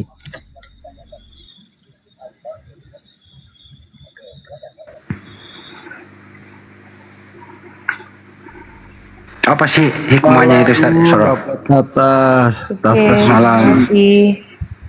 malam Pak Rekan, Muslim Kristen Pak Rekan. Kristen mau nanya nih Pak. Ini ya, silakan. Dari luar tapi mau nanya tadi. Itu kan setiap nabi yang datang itu ya kita kenal dari Israel gitu. Sementara ketika Nabi Muhammad dari satu-satunya dari Arab, dikatakan bahwa dia diturunkan dengan kaumnya dengan bahasanya. Jadi kalau menjelaskan soal bahasa ya nanti kita bertanya kenapa kok gak nabi dari Asia atau Indonesia yang datangkan bahasa buat Indonesia itu gitu Pak. Jadi sebenarnya itu sangat umum, nabi dari Israel aja semua itu menyebar ke seluruh dunia. Jadi soal bahasa saya rasa semua. Pertanyaannya apa Bang? Jadi sesuai dengan kaumnya, berarti kan Nabi Muhammad hanya untuk kaum Arab dong Bang kalau dibahas soal bahasa gitu. Oke, baik. Silakan Ustaz, karena apakah Nabi Muhammad itu hanya untuk orang Arab karena Al-Qur'an itu berbahasa Arab? Silakan Ustaz. Jadi surat Ibrahim ayat 4 itu cuma menjelaskan wahyu yang turun berbahasa apa. Maka berbahasa kaumnya. Tapi kalau Nabi Muhammad ditanya, lalu Nabi Muhammad diutus kepada siapa? Al-Furqan ayat 1, seluruh alam. Atau wa ma arsalnaka illa rahmatan lil alamin. Nabi Muhammad diutus untuk seluruh alam. Ya ayuhan nas inni rasulullah ilaikum jami'a. Wahai manusia, aku ini utusannya Allah untuk kalian semua seluruh alam. Beda dengan Isa. Ya, Ali Imran 49 wa rasulan ila bani Israel. Ya, sama dengan Matius 15:24, aku diutus hanya kepada domba-domba yang hilang dari Israel. Lalu, kalau nabi-nabi dari Ishak sampai Yesus untuk Seriwil, ya, maka di seluruh dunia siapa yang memperkenalkan Allah? Ya Nabi Muhammad. Kapan waktunya? Setelah Seriwil ditinggalkan. Emangnya Tuhan meninggalkan Seriwil? Iya, karena mereka suka membumbun para nabi. Wahyu 16 ayat 6. Akhirnya Israel yang dulunya tinggi direndahkan. Yehezkiel 21:25. Tongkat kerajaan Allah akan pindah dari mereka. Kejadian 49 ayat 10. Ya, bahkan kata Yesus kerajaan Allah akan diambil dari mereka. Matius 21:43. Baru Allah mengutus nabi untuk seluruh alam sudah. Akhirnya seluruh dunia, umat Islam di seluruh dunia mentuhankan Allah. Karena memang Allah mengutus nabi supaya manusia kenal Allah. Surat Al-Anbiya ayat 25. Gitu. Oke, silakan. Apa lagi? Nah, ini Pak Ustadz mau nanya lagi nih, ya sharing aja ya Pak ya, santai. Ya, silakan. Nah, kalau dalam pemahaman atau imannya orang Islam itu Allah adalah Tuhan satu-satunya yang esa. Dalam pengakuan orang Israel itu Yahudi Yahweh ya katakan gitu ya. Dalam Kristen kami menyembah Tritunggal dalam Yesus. Sekarang pertanyaan saya Pak, kalaupun itu Allah Tuhan itu esa, dalam bahasa Arab adalah Allah, dalam bahasa Yahudi Yahweh, kenapa dalam kitab Al-Quran itu tuh hampir 75% Pak itu tuh mengatakan atau merujuk pada Yahudi atau Israel? Artinya bahwa mereka harus mengatakan bahwa Yahweh harus itu baru lebih tepatnya, bukan nama seseorang diganti dengan Allah gitu Pak. Bagaimana pendapat Bapak Ustadz coba? Oke. Jadi para nabi itu memperkenalkan Tuhan itu, Nabi Seriwil tidak pernah menyebut nama. Ya, mereka menyebut sebutan Eloah, Elohim, El Shaddai, Hashim, El Roy. Itu sebutan, itu bukan nama. Kalau memang nama, ada akan berubah. Misalnya YHWH, seharusnya seluruh dunia menyebut Tuhan itu YHWH. Nyatanya. Bahkan orang Kristen ke Indonesia nyebut Allah nama Tuhan itu. Nah kalau Islam nama Bismillah dengan menyebut nama Allah. Makanya umat Islam di Cina siapa Tuhanmu? Allah. Di Inggris siapa Tuhanmu? Allah. Karena nama tidak pernah berubah. Sama dengan Bang Handi. KTP-nya Handi. Wah mau pergi ke seluruh dunia ya Handi itu. Tidak mungkin berubah. Nah kalau Kristen, di Indonesia siapa Tuhan itu? Allah. Ya sudah Tuhanku Allah juga. Datang ke Bali, siapa Tuhan di sini? Oh, Sang Yang Widi. Oh, ya udah, Tuhanku Sang Yang Widi. Datang ke Batak, siapa Tuhan di sini? Debata. Ya udah, Tuhanku Debata. Berarti Tuhannya tidak kenal mereka, siapa namanya? Kalau Islam seluruh dunia, karena Allah itu nama, maka seluruh dunia memanggil Tuhan itu Allah, umat Islam. Keren. Dan nama Allah ini tidak ada di langit dan di bumi, nama ini. Nah kalau Yesus ada, Manchester City ada Gabriel Jesus dulu. Ya, gitu. Oke, Oke, kalau bahasa Yesus, nama Yesus itu dalam Alkitab tidak ada nama lain di bawah kolong langit ini yang diberikan kuasa selain Yesus. Itu klaim satu mungkin saya katakan. Nah, terus ini Pak pertanyaan yang lain. Apa? Ya kalau memang itu nama Allah, itu nama proper ya. Berarti kita merujuk kepada kaum-kaum terdahulu yang menganut adanya keesaan satu ya, bukan Elohim. Elohim itu proper. Ini apa gelar gitu. Kalau yang Bentar dulu Bang, saya potong dulu. Iya, Ini terlalu jauh nih. Kalau abang sendiri nama Tuhannya abang siapa? Saya tetap Tuhan Yesus. Oh Yesus. Oke, berarti Tuhan Anda manusia gitu ya? Nah, anyway, dia mau manusia mau Bentar jadi apa dulu. pun tetap. Yesus itu manusia atau bukan? Ya dia Tuhan sekaligus sebagai manusia datang ke Jadi Tuhan Anda manusia. Tuhan dan manusia, dia datang ke dunia sebagai manusia, itu aja. Iya, Jawabannya. Tuhan Anda manusia atau bukan?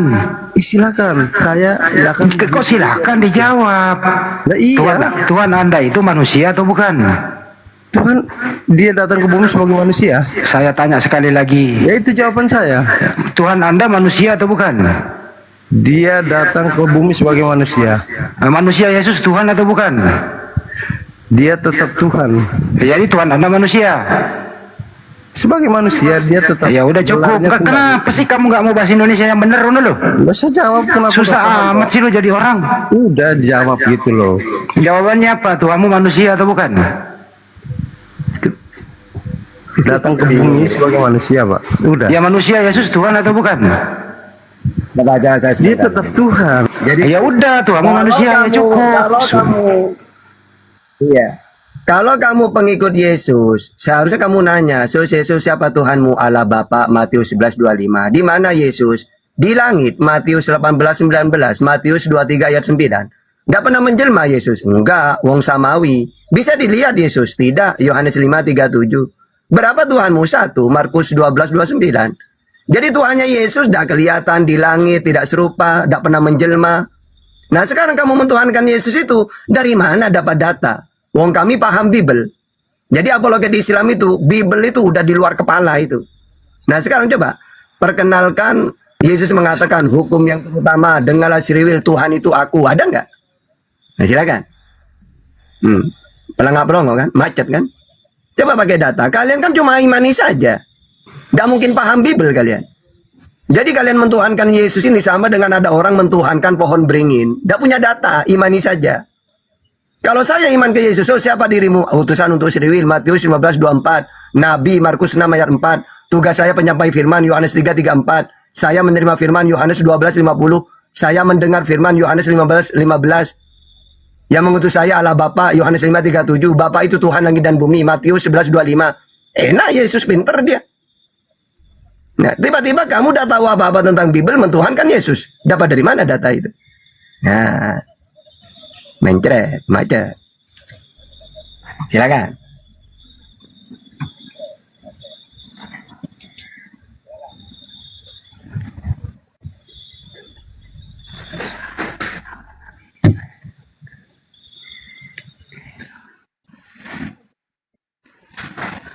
Susah amat sih bahasa Indonesia.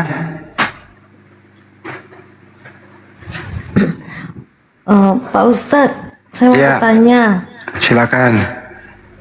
Kenapa Nabi Isa yang diturunkan yang di akhir zaman? Oke, langsung saya jawab. Jadi gini, Nabi Musa, Nabi Muhammad, kenapa tidak diturunkan? Karena tugasnya selesai. Taurat disampaikan semua dan diimani oleh umatnya. Nabi Muhammad wahyu sudah diturunkan semua sempurna. Al-yauma akmaltu lakum dinakum wa atmamtu alaikum nikmati wa raditu lakumul Islam madinah. Telah sempurna. Giliran Isa diutus dapat 3 tahun mau ditelanjangin dia, mau disalib.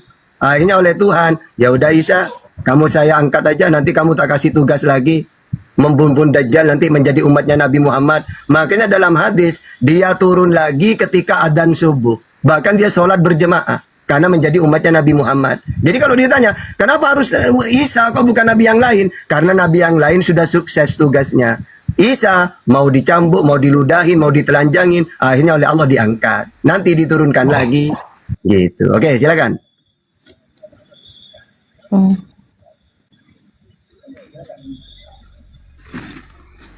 Silakan nanya lagi, Mbak.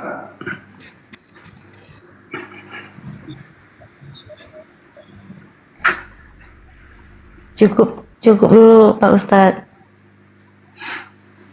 Terusin dong, kenapa kalau dia turun mau membunuh babi, matakan salib gitu dulu? Kenapa itu, Tad? Kenapa babi yang diuber? Nggak ada yang lain apa, Tad? Dia datang membumbun B2 karena maksudnya menyampaikan keharaman B2. Karena ada orang mengaku pengikut dia, saya pengikut Yesus, tapi doyan B2. Makanya kata Yesus, kalian ini ngaku-ngaku pengikut saya, tapi apa yang dilarang kalian makan. Terus mereka ini mengkultuskan salib. Ya dibuat kalung apa, saya tidak kenal salib ini. Dipatahkan maksudnya menolak ajaran itu. Saya tidak kenal kalian. Hakman Adlan yang ketiga, dia menghakimi manusia pakai Quran dan hadis karena bukan sebagai nabi lagi. Makanya dia sholat dia bersama umat Islam. Gitu. Oke. Buatnya dia turun menjelaskan semua yang belum selesai itu ya. Yang oke. Silakan Bu, ada lagi Bu. Iya, kenapa dia turun hanya di agama Kristen? Kenapa nggak agama yang lain gitu? Agama Kristen gimana? Enggak lah. Bahkan dia itu turunnya nanti di lingkungan Islam dia. Di Masjid Putih itu, Damaskus. Ya, turunnya di situ nanti. Langsung sholat subuh dia. Bukan di lingkungan Kristen. Yesus sudah kenal Kristen. Kalau Baik, Pak Ustadz, terima kasih. bukan Kristen berarti dia Muslim dong, Ustaz. Semua para nabi itu Muslim. Muslim itu apa? Patuh. Contohnya Yesus. Yohanes 7:16, ajaranku bukan dari diriku sendiri, tapi dari Allah yang mengutus aku. Patuh nggak Yesus kepada ajaran? Iya, Muslim. Karena artinya Muslim itu berserah diri kepada Tuhan. Nah Yesus menyembah, patuh dia. Yohanes 4:22, kamu menyembah apa yang tidak kamu kenal. Kami Yesus menyembah apa yang kami kenal. Siapa yang Yesus sembah? Allah. Ya. Iya, saya setuju Pak Ustadz, Yesus itu utusan. Iya, utusan memang. Apa tugasnya utusan? Penyampai firman Yohanes 3:34, melakukan perintah Bapa. Yohanes 14 ayat 31, melakukan kehendak yang mengutus. Yohanes 16 ayat 38. Jadi utusan ini nggak bisa apa-apa. Makanya Yesus dalam Yohanes 5:37, aku tidak bisa berbuat apa-apa. Wong memang dia nabi. Nabi itu kan manusia. Sesuai Yesaya 19:20. Ketika Tuhan ingin menyelamatkan Sriwil, maka dia mengutus seorang. Bukan Tuhan sendiri yang turun. Mengutus seorang, makanya seorang di situ manusia yang diutus oleh Tuhan untuk menyampaikan firman. Nabi Muhammad, Yesus, Musa, Daud, gitu. Dan nabi-nabi yang lain, Isa, Yakub, Abraham, semuanya. Tapi kalau boleh luruskan, Ustaz, bukan Yesus nama aslinya, itu anaknya Maria. Iya, iya. Iya Mbak ya, Mbak Niken ya, bukan Yesus nama aslinya. Yesua Mesia kan ya, Isa Al-Masih. Betul ya Mbak ya? Oke. Iya Pak. Yesus itu udah diyunanikan, di Eropa kan gitu. Nama aslinya anak Maria. Kalau misalnya ketemu Maria, tanya dia nama anakmu siapa? Nggak mungkin dia menyebut Yesus. Pasti dengan bahasa kaumnya di sana. Oke. Mbak ini agak sedikit waras loh. Anaknya Maria adalah utusan Tuhan. Belajar di mana Mbak Niken?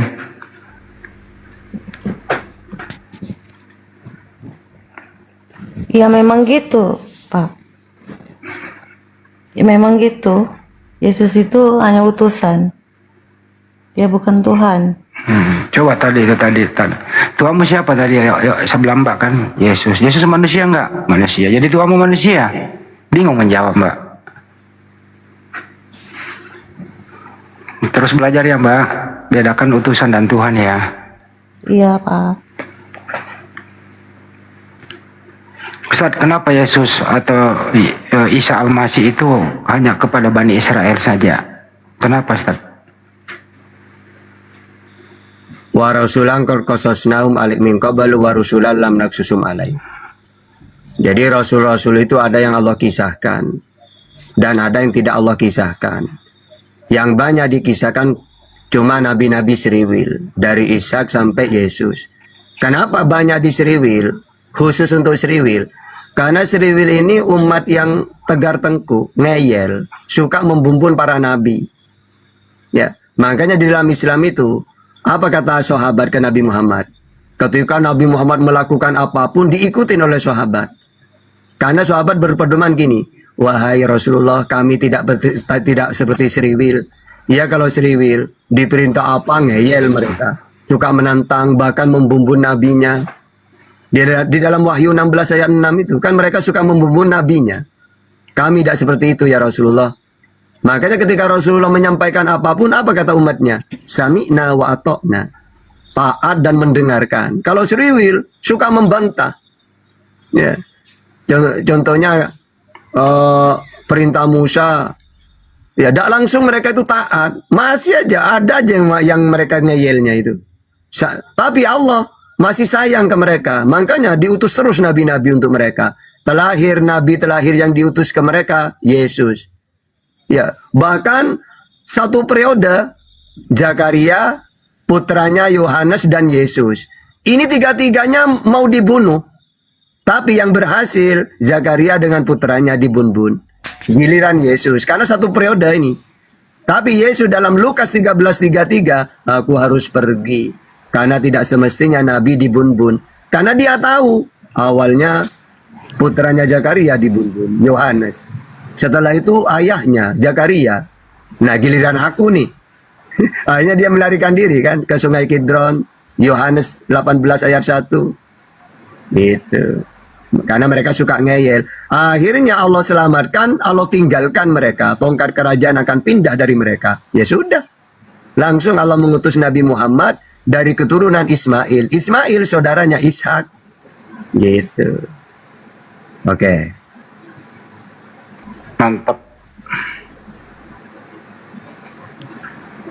Ada nggak dulu para nabi doyan atau gemar terhadap patung? Ada.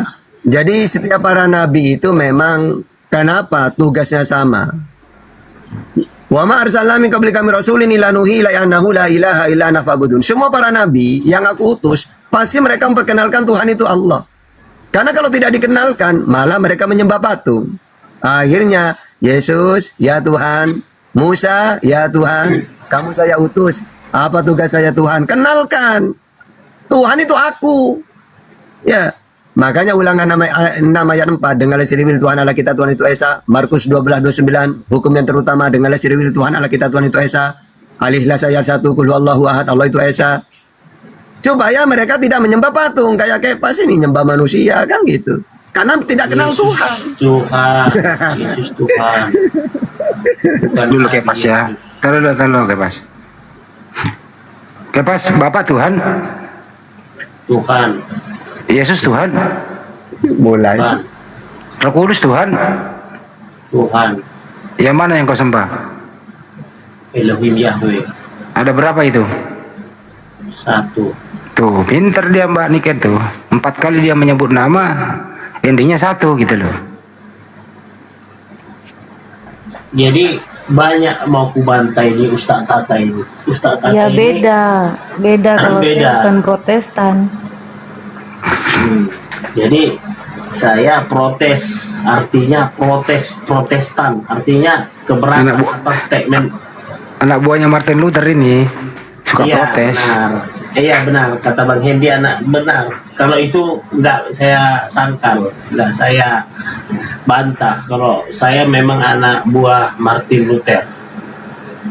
Jadi narasi yang disampaikan Ustaz Tata sah-sah aja. Karena itu kan pemahaman ataupun ya ajaran yang dianut oleh Ustaz Tata.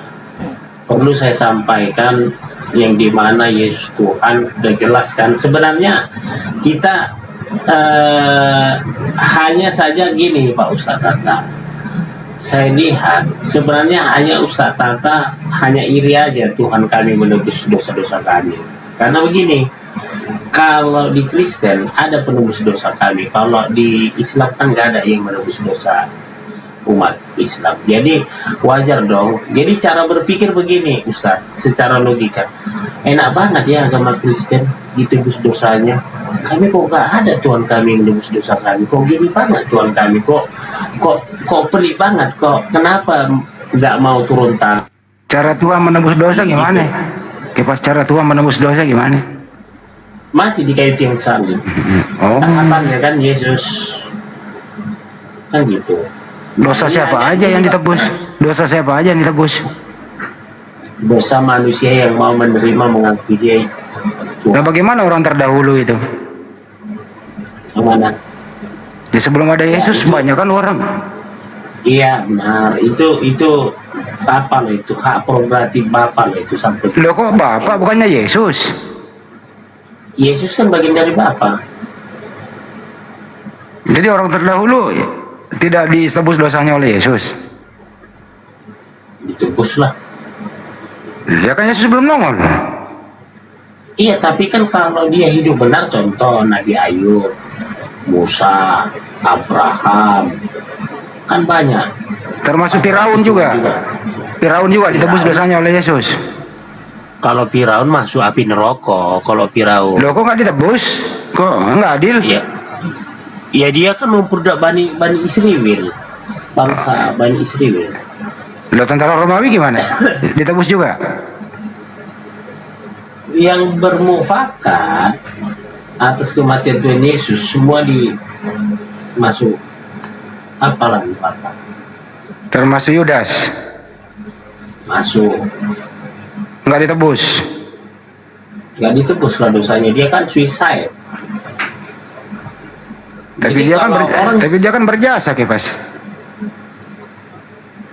Enggak lah, dia kan bagian dari sibilisis. Dan dia pun matinya kan suicide.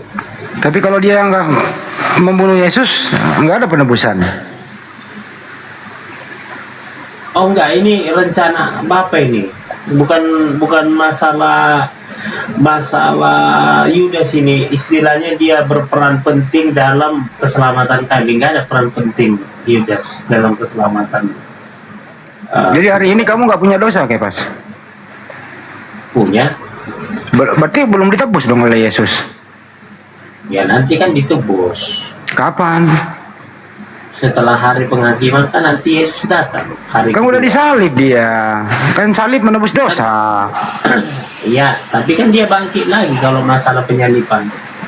Oh, jadi dia disalib itu belum menebus dosa? Dia kan udah menebus dosa manusia lah. Kan nanti siapa yang percaya. Ya kalau sudah menebus berarti hari ini kamu nggak punya dosa, bro. Gini Bang Indi, konsepnya bukan begitu. Kenapa kau ragu? Kau bilang belum, nggak ada, udah ditebus Yesus, nggak ada, gitu loh. Kenapa kau ragu? Iya, kalau aku memang nggak ragu dalam hal penyaliban ini. Ya udah, hari ini kamu nggak punya dosa karena Yesus sudah menebusnya. Kan gitu, bebas kau sekarang. Semua dosamu kau tumpahkan kepada Yesus di tiang salib. Betul apa betul? Nggak juga, nggak gitu juga konsepnya Bang Hendi. Dalam arti kata gitu. Iya, beda. Lalu tujuannya Yesus mati di tiang salib apa? Menebus dosa manusia. Ya kalau dosa ditebus, masih ada dosa atau sudah nggak ada atau masih ada? Ya besok kan kita bisa aja kita melakukan dosa, pasti ada kan? Oh berarti nggak otomatis menebus? Nanti di penghakiman. Kok nanti sih kamu udah disalib? Kok nanti? Emang Yesus turun lagi disalib itu? Kan datang kedua kali dia. Datang kedua kali disalib lagi? Ya enggak lah, menghakimi. Iya kan berarti kan penebusan dosa itu salib. Ya kan ya? Jadi gini Bang Hendi, jadi gini, sebelum nyawa kita diambil Sang Pencipta, kita nggak bisa kita pastikan kita nggak berdosa. Berarti nggak pasti Yesus menebus dosa dong di tiang salib kalau gitu? Makanya kan enak jadi agama Kristen, ditebus dosanya. Iya kalau udah ditebus berarti hari ini kau nggak punya dosa. Bisa jadi. Misalnya kalau lagi nyolong nih, lo korupsi, lo 378, otomatis Yesus menebus dosamu itu, betul? Betul nggak? Nggak otomatis juga. Berarti nggak ada gunanya disalib dong. Ada. Ya kalau gunanya menebus dosa, berarti kalau kamu nyolong, otomatis dosamu ditebus. Sekarang gini Bang Endi. Kau ini nggak percaya diri, percaya diri lah, dosamu ditebus. Percaya diri lah. Gini loh, masalah penebusan tadi itu nanti kan kedua kali kan masa pengadilan. Coba dengarkan dulu Ustaz Tata ya. Ustaz, konsep nabi-nabi terdahulu itu ada nggak sih menebus dosa dengan mematikan anak orang? Ustaz Tata silakan. Konsep para nabi itu mengajarkan bertobat. Yesus bertobat, Matius 4:17, Matius 18 ayat 3. Bertobatlah. Kalau kamu tidak bertobat, maka kamu tidak akan masuk ke dalam kerajaan surga. Bahkan diajarkan caranya bertobat, minta ampun, istighfar, Lukas 11 ayat 4. Atau kalau perjanjian lama, Keluaran 34 ayat 9. Kenapa kok harus kita yang bertobat? Wong kita yang bersalah. Bapak tidak bisa menanggung dosanya anak, anak tidak dapat menanggung dosanya bapak. Yeskel 18:20, Ulangan 24:16, Matius 16:27, Yeremia 31:29, 2 Tawarikh 25 ayat 4. Jadi ajaran samawi mengajarkan bertobat. Islam juga sama. Ya, Az-Zumar ayat 53, Innallaha yaghfiru dzunuba jami'a, innahu huwal ghafurur rahim. Kalau kamu berdosa, bertobat dan Allah mengampuni segala dosa. Kalau dalam Bible 1 Yohanes 1 ayat 9, jika kita mengaku dosa kita bertobat, maka Allah adalah setia dan adil, sehingga Ia akan mengampuni segala dosa. Jadi tidak ada dengan menebus manusia, dengan manusia itu tumbal namanya. Ya, karena Tuhan melarang membunuh manusia. Makanya kata Elohim, kata Tuhan, inilah anakku yang kukasihi. Dikasihi. Bukan untuk inilah anakku, sembelihlah dia untuk menebus dosa. Gak ada.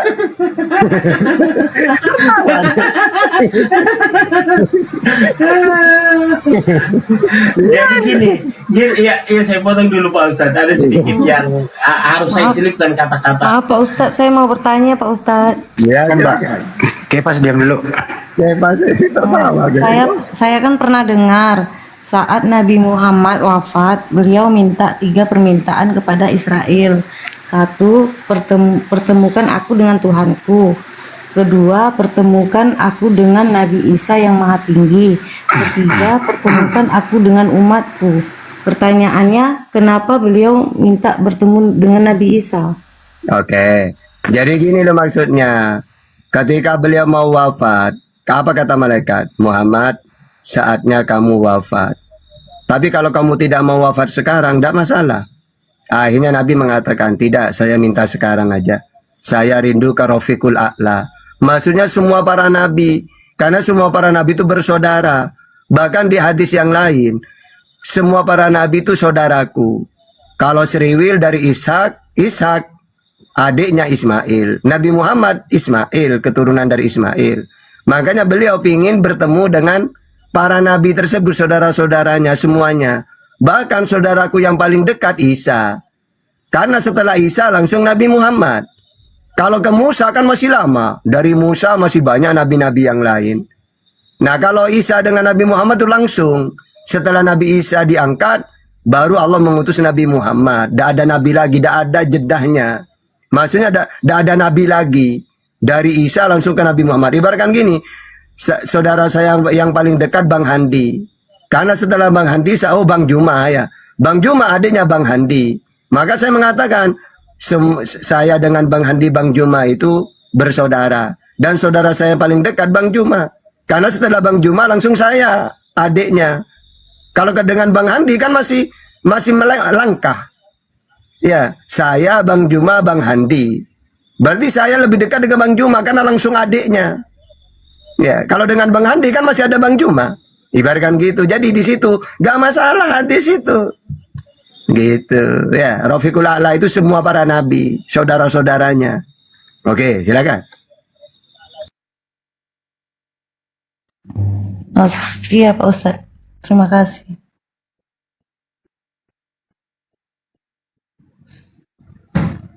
Nah, kepas. Makanya kepas. Di dalam Yohanes 8:44 itu atau 42, apa kata Yesus? Kan Yesus mengatakan, siapa bapakmu? Abraham bapak kami. Kalau bapakmu Abraham, Kenapa kalian ingin membumbun aku? Iblislah bapakmu.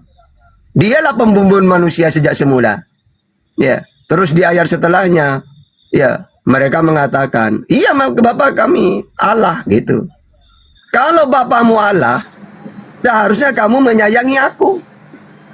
Kan Tuhan mengatakan, kasihilah inilah anakku yang kukasihi. Seharusnya kalian mengasihi aku, bukan malah membumbun.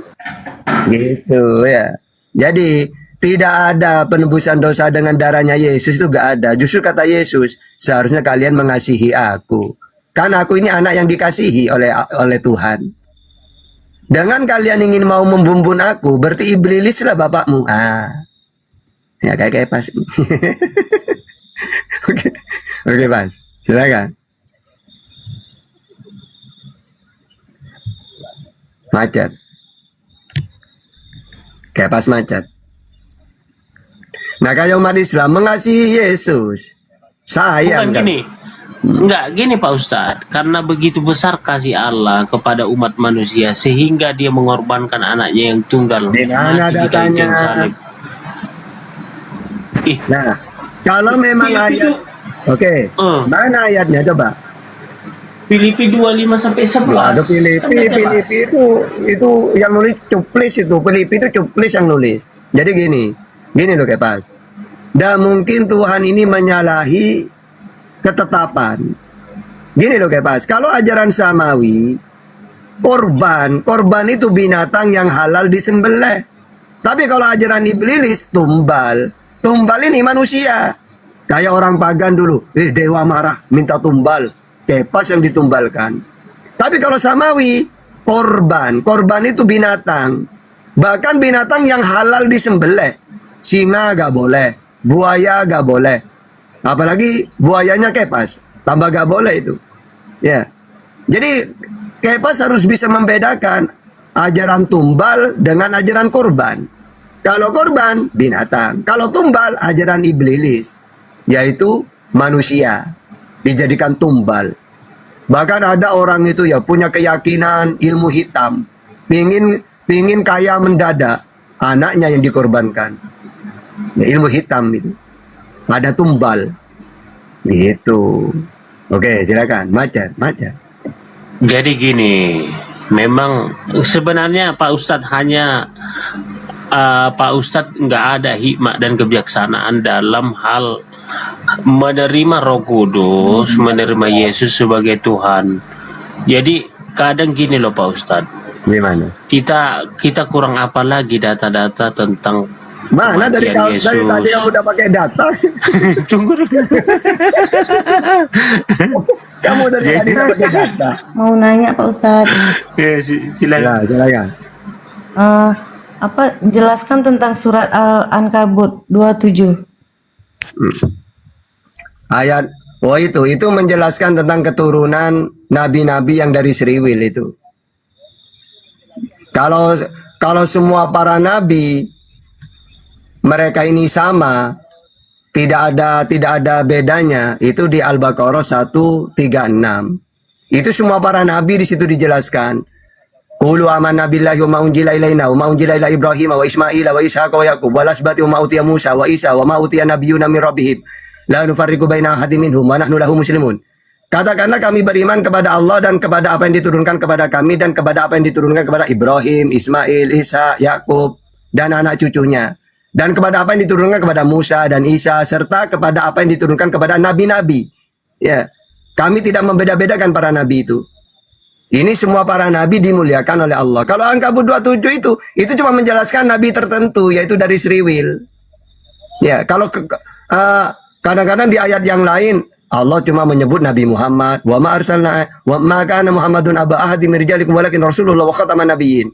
Muhammad itu utusannya Allah dan penutup para nabi. Jadi Allah menceritakan nabi-nabi itu di ayat-ayat yang berbeda-beda.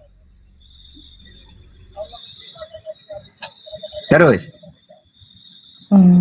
Ya, oke Pak Ustadz.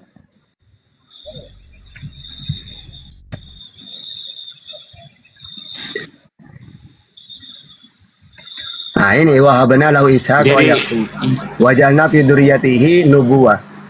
Dan kami anugerahkan kepada Ibrahim, Isa dan Yakub, dan kami jadikan kenabian dan kitab kepada keturunannya. Maksudnya apa? Di sini yang dibahas cuma nabi-nabi seriwil, Isa, Yakub. Kalau di ayat yang lain, apa yang dijelaskan? Am kuntum syuhada id hadara Yaqub al-maut id qala li banihi ma ta'buduna min ba'di qalu na'budu ilahaka wa ilaha abaika Ibrahim wa Ismail wa Ishaq wa ilaha wahida wa nahnu lahu muslimun. Ya. Apa yang kamu sembah sepeninggalanku, kata Yakub kepada anak-anaknya, kami akan menyembah Tuhanmu ayah dan Tuhan nenek moyangmu, yaitu Ibrahim, Ismail, Ishak. Dari Ishak muncul nabi-nabi seriwil sampai Yesus. Dari Ismail muncul Nabi Muhammad. Muhammad bin Abdullah, Abdul Muttalib, Hasim, Adimanab, Qusay bin Kilab, Murrah, Ka'ab, Lu'ay, Golib, Fihir, Malik, Inanah, Hujaimah, Mudrika, Ilyas, Mudorni, Jarma'at, Adnan, Hud, Mukawim, Nahur, Tira, Ya'rub, Yazud, Nabi Ismail bin Ibrahim. Jadi mereka ini bersaudara semua, nabi-nabi itu. Silakan, Kepas. Jadi apapun yang disampaikan Pak Ustadz itu bertolak belakang dengan konsep Tritunggal. Jadi ketika, iya benar. Jadi yang kami Allah Bapa Putra dan Roh Kudus, tiga kepribadian hakikatnya satu. Ini adalah orang-orang yang terpilih, anak-anak Allah. Jadi ketika kita menerima Roh Kudus, Roh Allah, dan menerima Putra yaitu Yesus, menerima Bapa Sang Pencipta, disinilah dia bahwa dia adalah anak-anak Allah. Ngomong apa Jadi, wajar. Ya, jadi gini Pak.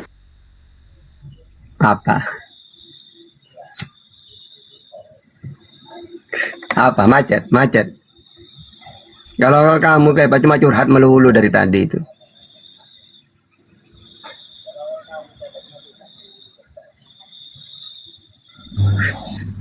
Pak Ustadz, Islam nggak mau disebut Syiah, tapi kenapa Syiah bebas mengaku Islam? Dalam Islam itu harus jelas, saya mengaku Islam, maka tidak boleh bertentangan dengan Quran dan hadis. Taraktu fikum amro ini lantadilu matamasatum bihima kita wa sunnah.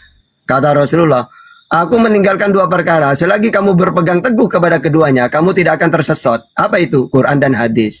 Jadi walaupun saya ngaku Islam, kalau bertentangan dengan Quran hadis, maka cuma ngomong doang saya Islam. Nah, kenapa umat Islam mengatakan Syiah bukan Islam? Karena banyak yang bertentangan dengan Quran. Di antaranya, jangankan sahabat, saya ke Bang Handi tidak boleh mengatakan kafir. Handi kafir, tidak boleh. Maka saya ini yang kafir. Barang siapa yang mengatakan saudaranya kafir, kepada saudaranya kafir, maka kekafiran itu kembali kepada dirinya sendiri. Nah, Syiah itu malah sahabat dikafirkan. Berarti kenapa umat Islam mengatakan oh Syiah bukan muslim? Karena tidak sesuai dengan Quran dan hadis. Banyak penyimpangan. Ya tidak masalah mereka ngaku Islam. Tapi secara ajaran Rasulullah, kata Rasulullah, aku meninggalkan dua perkara selagi kamu berpegang teguh kepada keduanya, kamu tidak akan tersesat. Gitu maksudnya. Karena Islam itu punya pedoman Quran dan hadis, dan Quran dan hadis dijaga oleh Allah. Inna nahnu nazzalna dzikra wa inna lahu lahafidun. Al-Quran ini Allah yang menurunkan dan Allah juga yang menjaganya. Bagaimana caranya Allah menjaga? Caranya Allah mudahkan umatnya Nabi Muhammad menghafal. Anak kecil umur 5 tahun hafal Quran. 11 tahun ratusan yang hafal. 20 tahun ya ribuan yang hafal. Bahkan hafal di luar kepala. Kenapa kitab-kitab yang lain tidak bisa dihafal? Karena Allah tidak berjanji untuk menjaga. Tapi Al-Quran dijaga oleh Allah. Buktinya anak kecil bisa hafal itu. Berapa Al-Quran itu? 114 surat. 6.666 ayat. 1.027.000 huruf. Nah, gitu. Oke. Oh iya Pak Ustadz. Tapi kenapa mereka bebas naik haji Pak Ustadz? Ya, tidak masalah. Silakan. Intinya dalam Islam, pokoknya ngaku Islam silahkan. Cuma ketika kami mengatakan mereka ini menyimpang, kan ada alasannya. Ya, banyak penyimpangan yang ditemukan. Gitu. Iya, iya Pak Ustadz. Apa menurut Buya Yahya di Indonesia ini Syiahnya kan sesat. Kenapa tidak disuruh buat agama sendiri aja Pak Ustadz? Ya, tidak mungkin mau mereka. Ya, cuma tidak akan berkembang. Karena banyak yang mengkanter. Nggak bisa. Orang yang udah menyeleweng dari Quran hadis itu nggak bisa berkembang, nggak mungkin bisa. Tetap ketahuan. Makanya mereka tidak berani terang-terangan, sembunyi-sembunyi kan ajaran mereka itu yang mereka, enggak, kami tidak pernah ngaku kayak gitu.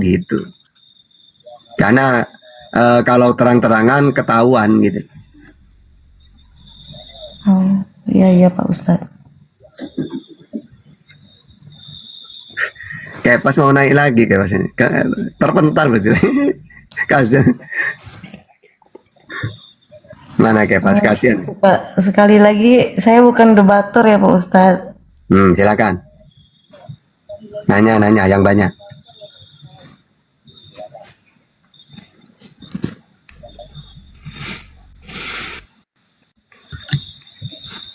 Ya apa lagi Kepas? Kepas ini udah tak kontrak bertanya dia seumur hidup ini.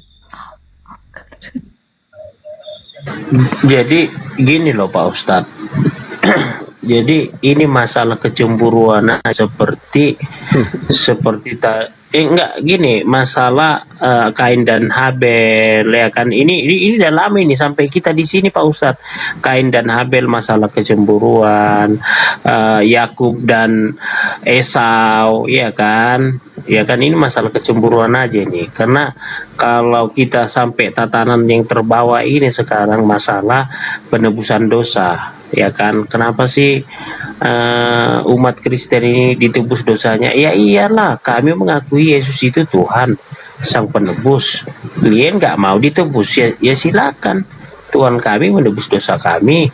Ini sebenarnya masalah kecemburuan aja ya Pak Ustadz. Kalau saya lihat ya dari perjalanan Kain dan Habel ya, Kain dan Habel ada cemburu ya kan, masalah masalah si Lea sama kakaknya kan, artinya masalah kecemburuan ini semua ini. Oke, itu udah ini Kepas.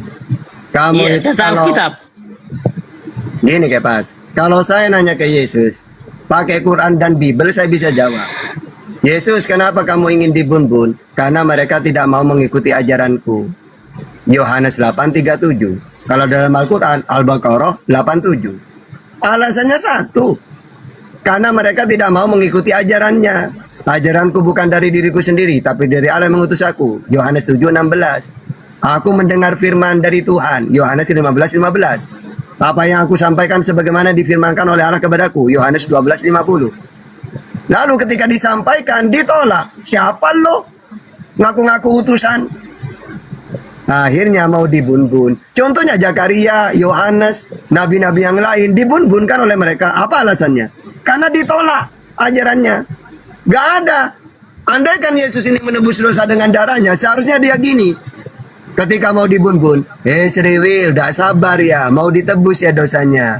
Tunggu dulu lah, aku belum nikah. Seharusnya gitu. Ini malah marah dia. Kalian ingin membumbun aku, iblis lah bapamu. Kata Yesus. Tidak pernah Yesus, oh kalian gak sabar ya, ditebus dosanya ya. Tunggu dulu lah, saya masih mau hidup. Seharusnya gitu. Ini enggak, malah dikatakan iblis. Kalau bapamu Abraham, seharusnya kamu menyayangi aku. Jadi tidak pantas kalau Yesus dikatakan menebus dosa dengan darahnya. Buktinya dia melarikan diri. Yohanes 18 ayat 1. Lukas 13 ayat 33. Melarikan diri dia. Akhirnya iblis pinter. Yudas, di mana tempat persembunyian Yesus?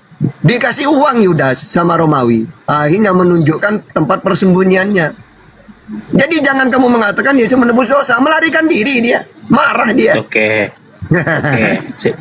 Saya bantah. Bentar Pak Ustadz. Jadi ketika Yesus ini supaya saya bantah narasi Pak Ustadz ini. Ketika Yesus dikatakan Pak Ustadz melarikan diri, itu saya bantah, di mana Yesus mau dilempari ketika dia mengatakan aku ada sebelum Abraham ada. Tapi kenapa dia melari? Ini masalah lari tadi, karena itu belum waktunya. Makanya ketika datang tentara Romawi menangkap, datang Simon Petrus memotong telinga tentara Romawi itu, apa katanya? Ini sudah saatnya. kan disambungkan Yesus lagi telinga tentara Romawi itu. Ketika Yesus berapa kali kan dibilang ini belum waktunya, belum waktunya. Nah setelah Yesus berdoa di Gunung Getsemani 3 kali, ini saatnya, sudah waktunya. Makanya Simon Petrus dimarahin oleh Yesus ketika dia melawan tentara Romawi. Ini bukan cerita melarikan diri Pak Ustadz, tapi belum saatnya gitu loh. Silakan Pak Ustadz. Sekarang gini ya, kalau memang belum saatnya, ngomong aja terus terang. Tunggu dulu Sriwil, bukan saatnya. Kalau sudah saatnya, saya akan menyerahkan diri, ditebus dosamu. Gak gitu. Justru iblis lah bapakmu gitu. Kalau bapakmu adalah Allah, seharusnya kamu menyayangi aku, bukan membunuh. Makanya, pertama, pembumbunan Yesus itu atas keinginan iblis. Yohanes 8:44. Caranya, iblis membisikkan ke Yudas. Yohanes 13 ayat 2. Yang kedua, yang benci ke Yesus ingin membumbun dia, yaitu Sriwil. Karena mereka suka membumbun para nabi. Wahyu 16 ayat 6. Bahkan dalam Yohanes 8:37, memang aku tahu kalian ini keturunan Abraham, namun kalian mau membumbun aku, karena kalian tidak mau menerima pengajaranku. Caranya bagaimana Sriwil ini membumbun Yesus? Dengan cara tipu daya. Matius 26 ayat 4. Dan mereka merundingkan suatu rencana untuk menangkap Yesus dengan tipu muslihat. Markus 14 ayat 1. Hari raya Paskah dan hari raya roti tidak beragi akan mulai 2 hari lagi. Imam-imam kepala dan ahli-ahli Taurat mencari jalan untuk menangkap dan membumbun Yesus dengan tipu muslihat. Bagaimana tipu muslihatnya? Mencari kesaksian palsu. Matius 26 ayat 59. Imam-imam kepala malah seluruh mahkamah agama mencari kesaksian palsu. Dia menyamakan diri dengan Tuhan, padahal enggak. Itu palsu. Ya. Makanya tipu daya mereka ini digagalkan. Allah ganti dengan orang yang terkutuk beneran. Karena menurut mereka, ya ayo kita rundingan yuk. Kita bumbun Yesus. Dengan cara apa? Disalib aja. Kan kalau orang mati disalib itu kan orang terkutuk. Biar orang-orang tahu Yesus ini orang terkutuk. Oke. Nah, tunggu dulu, datanya masih banyak datanya. Dalam Ulangan 21-23, maka janganlah mayatnya dibiarkan semalam-malaman pada tiang itu, tetapi haruslah engkau menguburkan dia pada hari itu juga. Sebab seorang yang digantung terkutuk oleh Allah. Ayo kita bunuh dia, digantung, supaya orang-orang tahu, menganggap bahwa dia orang terkutuk. Akhirnya dibenarkan oleh Kepas. Galatia 13 ayat 3. Terkutuklah orang yang mati di kayu salib. Dibenarkan. Padahal oleh Allah sudah diganti dengan orang yang terkutuk. Siapa itu? Penerima suap. Karena orang yang pantas dikutuk di salib itu orang penerima suap. Mana datanya? Ulangan 27-25. Terkutuklah orang yang menerima suap. Siapa yang disuap? Yudas. Sedangkan Yesus diganti dengan orang jahat. Mana datanya? Amsal 11 ayat 8. Orang benar diselamatkan dari kesukaran. Lalu orang fasik menggantikannya. Nah, Amsal 21 ayat 18. Orang fasik dipakai sebagai tebusan bagi orang benar dan pengkhianat sebagai ganti orang jujur. Kalau Yesus ini mati di salib, berarti dia orang pengkhianat dong. Orang tidak jujur. Orang fasik dia. Nah, itu ceritanya itu. Oke, baik Pak Ustaz. Jadi oke, kita flashback lagi nih Yohanes 1 ayat 1 dan enggak, tunggu dulu Pak Ustaz. Enggak, flashback kita gini terkait jadi gini Pak Ustaz, jangan di framing gini. Bani Israel itu menginginkan kematian Yesus. Artinya gini Pak Ustaz, Farisi dan orang Saduki itu kedua kubu yang dimana mereka itu tokoh-tokoh agama. Jadi ibarat seperti di Indonesia NU sama Muhammadiyah. Jadi kalau di sana, kalau di Israel, di sana adalah orang Farisi dan Saduki. Nah, di sini kematian Yesus itu adalah bukan kemauan semua Bani Israel menolak Yesus, bukan. Tapi karena orang-orang Farisi dan Saduki merasa tersingkirkan atas kedatangan Yesus. Berarti bukan untuk menebus dosa, berarti udah jelas. Kan kamu mengakui. Bukan, begini loh. Ketika Yesus mengaku anak Allah, disitulah dalilnya orang-orang Farisi menekan penguasa Romawi untuk menyalibkan Yesus, karena kan katanya kau sudah menyebutkan aku anak Allah. Kan dibilang, siapakah engkau? Kan katanya, apakah kau anak Allah? kau sudah menyebutkan aku anak Allah. Kan dikata Yesus ketika Yesus disidangkan. Nah, artinya yang tadi itu Pak Ustadz, bukan, jadi jangan di-framing Bani Israel menolak Yesus, tapi orang-orang Farisi dan Saduki Pak Ustadz. Jadi jangan dibilang semua, karena gini, nggak semua Bani Israel itu menolak Yesus, gitu loh. Silakan Pak Ustadz. Ya makanya alasannya itu karena mereka menolak ajaran Yesus. Kan Yesus mengatakan, ajaranku bukan dari diriku sendiri, tapi dari Allah yang mengutus aku. Lalu ketika dia sampaikan firman yang dia terima, si Riwil tidak percaya. Akhirnya mau dibun-bun. Zakaria ditolak dibun-bun. Putranya ya Yohanes dibun-bun. Giliran Yesus mau dibun-bun. Apa alasannya? Kata Yesus, karena mereka tidak mau mengikuti ajaranku. Yohanes 8:37. Kalau cuma Yesus mengaku anak Allah, kenapa? Orang Seriwil disebut anak Allah, Keluaran 4:22. Salomo disebut anakku, kata Tuhan, 2 Samuel 7 ayat 8. Orang yang bawa damai disebut anak Allah, Matius 5 ayat 9. Orang yang dibimbing oleh Roh Allah disebut anak Allah, Roman 8 ayat 14. Jadi anak Allah itu udah masalah. Wong bukan Tuhan anak Allah itu. Maksudnya orang yang soleh, yang taat kepada Allah, maka disebut anak Allah zaman dulu. Jadi kalau Yesus disebut anak Allah, ada masalah. Wong dia orang Seriwil, wong dia nabi. Sedangkan orang Seriwil disebut anak Allah, Keluaran 4:22. Jadi bukan alasan yang tepat. Yesus, kenapa kamu mau dibun-bun? Karena mereka menolak aku sebagai utusan. Al-Baqarah 78, Yohanes 8:37. Itu alasannya sama, karena ditolak sebagai utusan.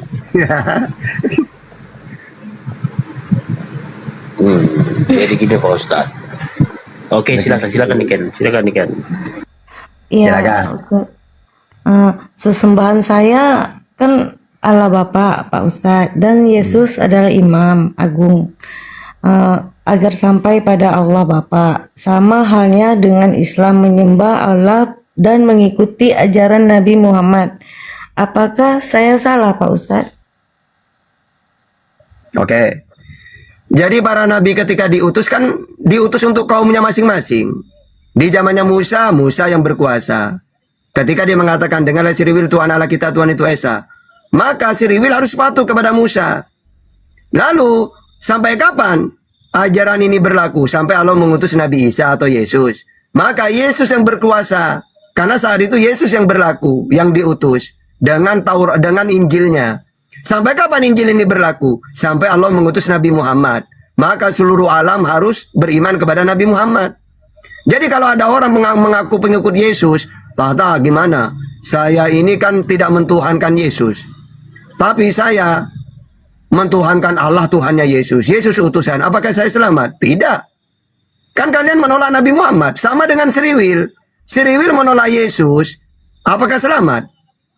Padahal mereka mentuhankan Elohim, Musa sebagai utusan. Nah, kesalahan mereka karena menolak Yesus sebagai utusan. Kalau kesalahannya Kristen, menolak Nabi Muhammad sebagai utusan. Ya, jadi kalau gini, Tata saya mentuhankan Allah, Tuhannya Yesus. Yesus bukan Tuhan menurut saya. Apakah selamat? Tidak. Sama dengan Seriwil. Seriwil ini mentuhankan Elohim, Musa sebagai utusan, tapi menolak Yesus. Ya, tidak selamat mereka. Karena setiap nabi diutus, itu harus diimani. Sama dengan gini loh. Allah mengutus Musa dengan Tauratnya. Taurat yang berlaku. Musa yang berkuasa. Sampai kapan? Sampai Allah mengutus Isa. Maka Isa yang berkuasa dengan undang-undangnya, yaitu Injil.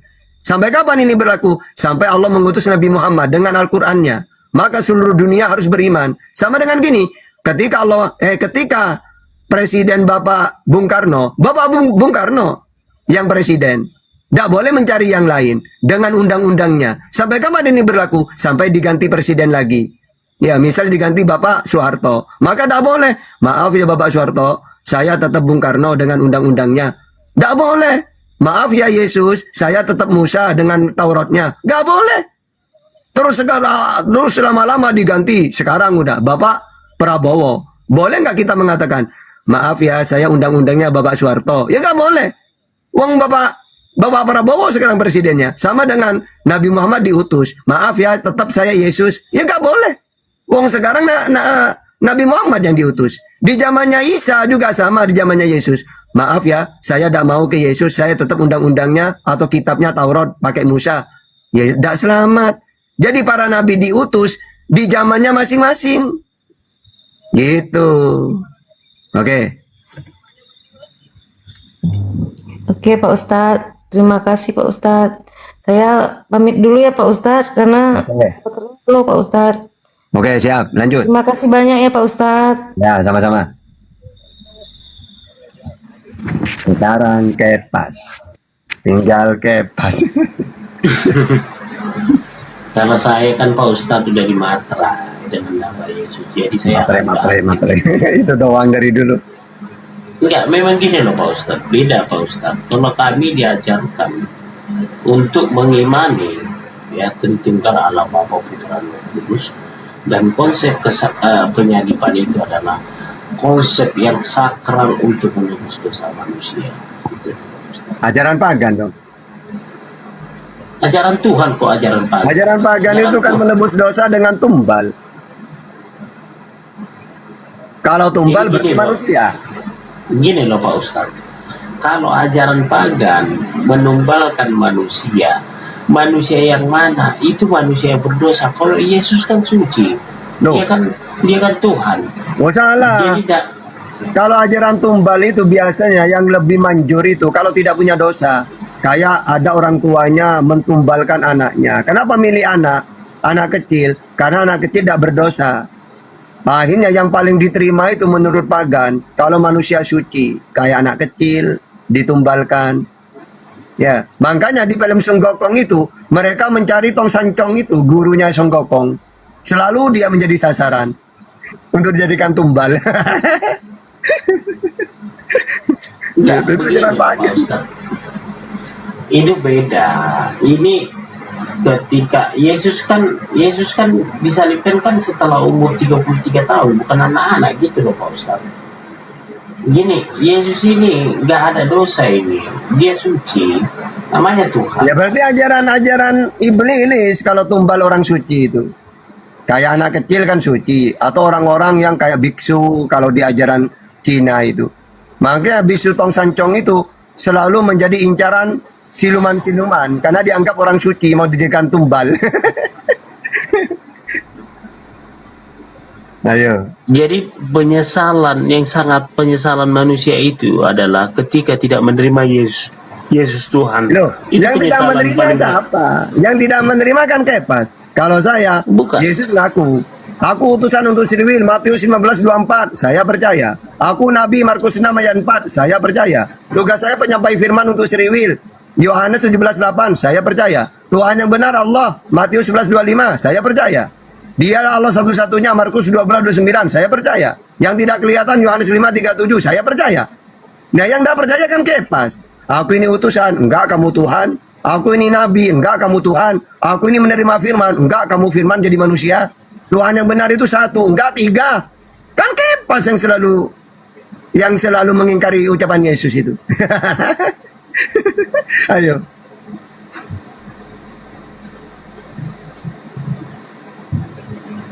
Macet.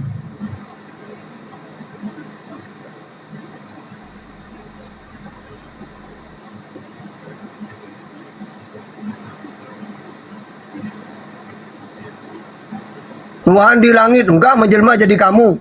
Padahal kata Yesus, jangan menyebut Bapak di muka bumi ini. Hanya ada satu Bapakmu, dia yang di langit. Kalau ada dua orang berdoa, maka doa itu akan dikabulkan oleh Bapakku yang di langit. Matius 18:19, Matius 23 ayat 9. Terus kata Kepas, enggak turun jadi Yesus. Lucu Kepas ini. Selalu dilanggar. Ucapan Yesus itu enggak ada yang benar menurut Kepas. Kalau ingin masuk surga, Tuhankanlah Allah. Yesus sebagai utusan. Yohanes 17:3, Yohanes 5:24, Matius 19:16. Enggak. Keselamatan mentuhankan Yesus. Pokoknya Kepas ini umat ngeyel. Semua ucapan Yesus dibantah pokoknya.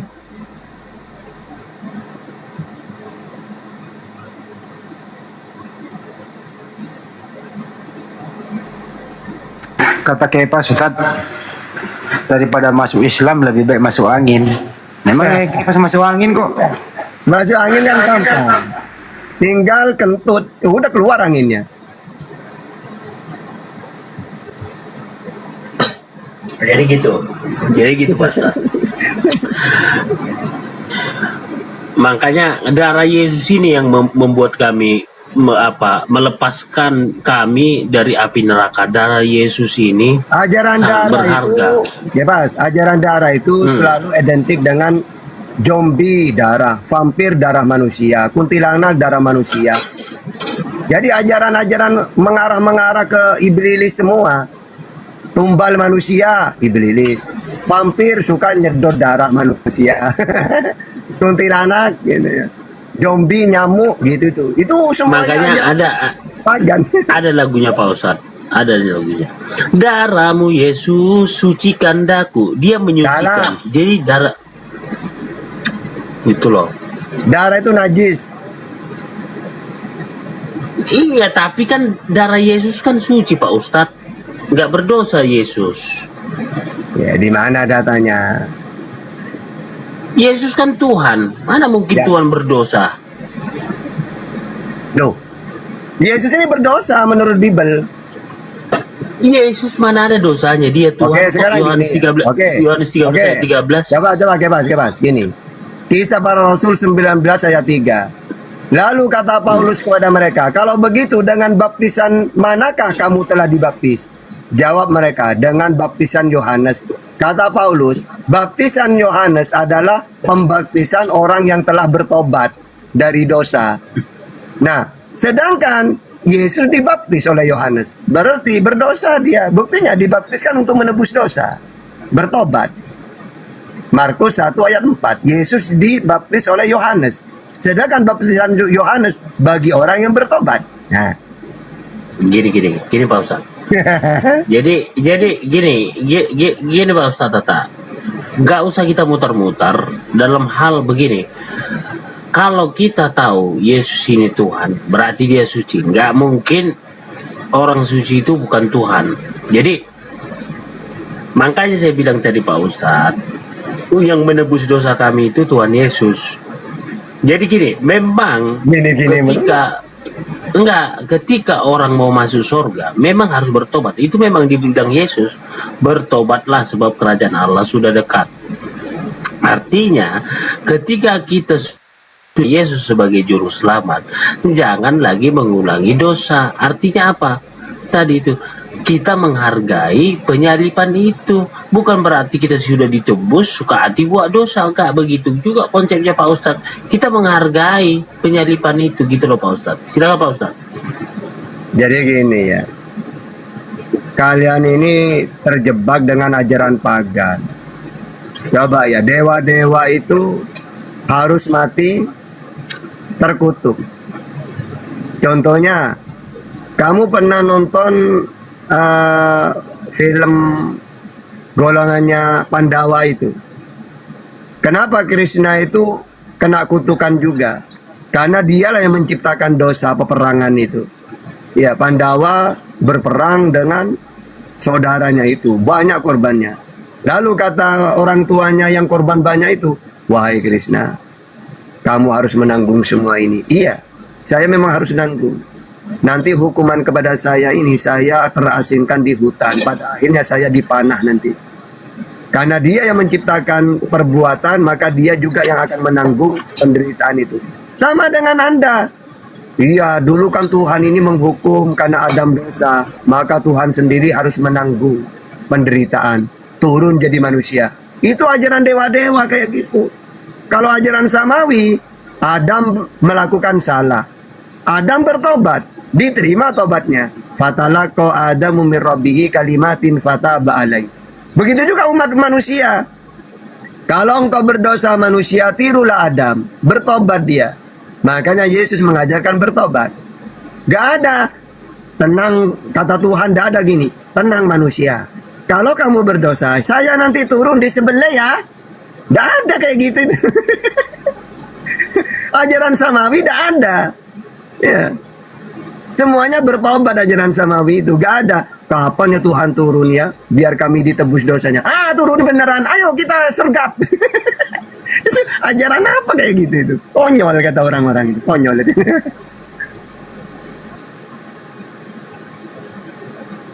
Silakan. Macet.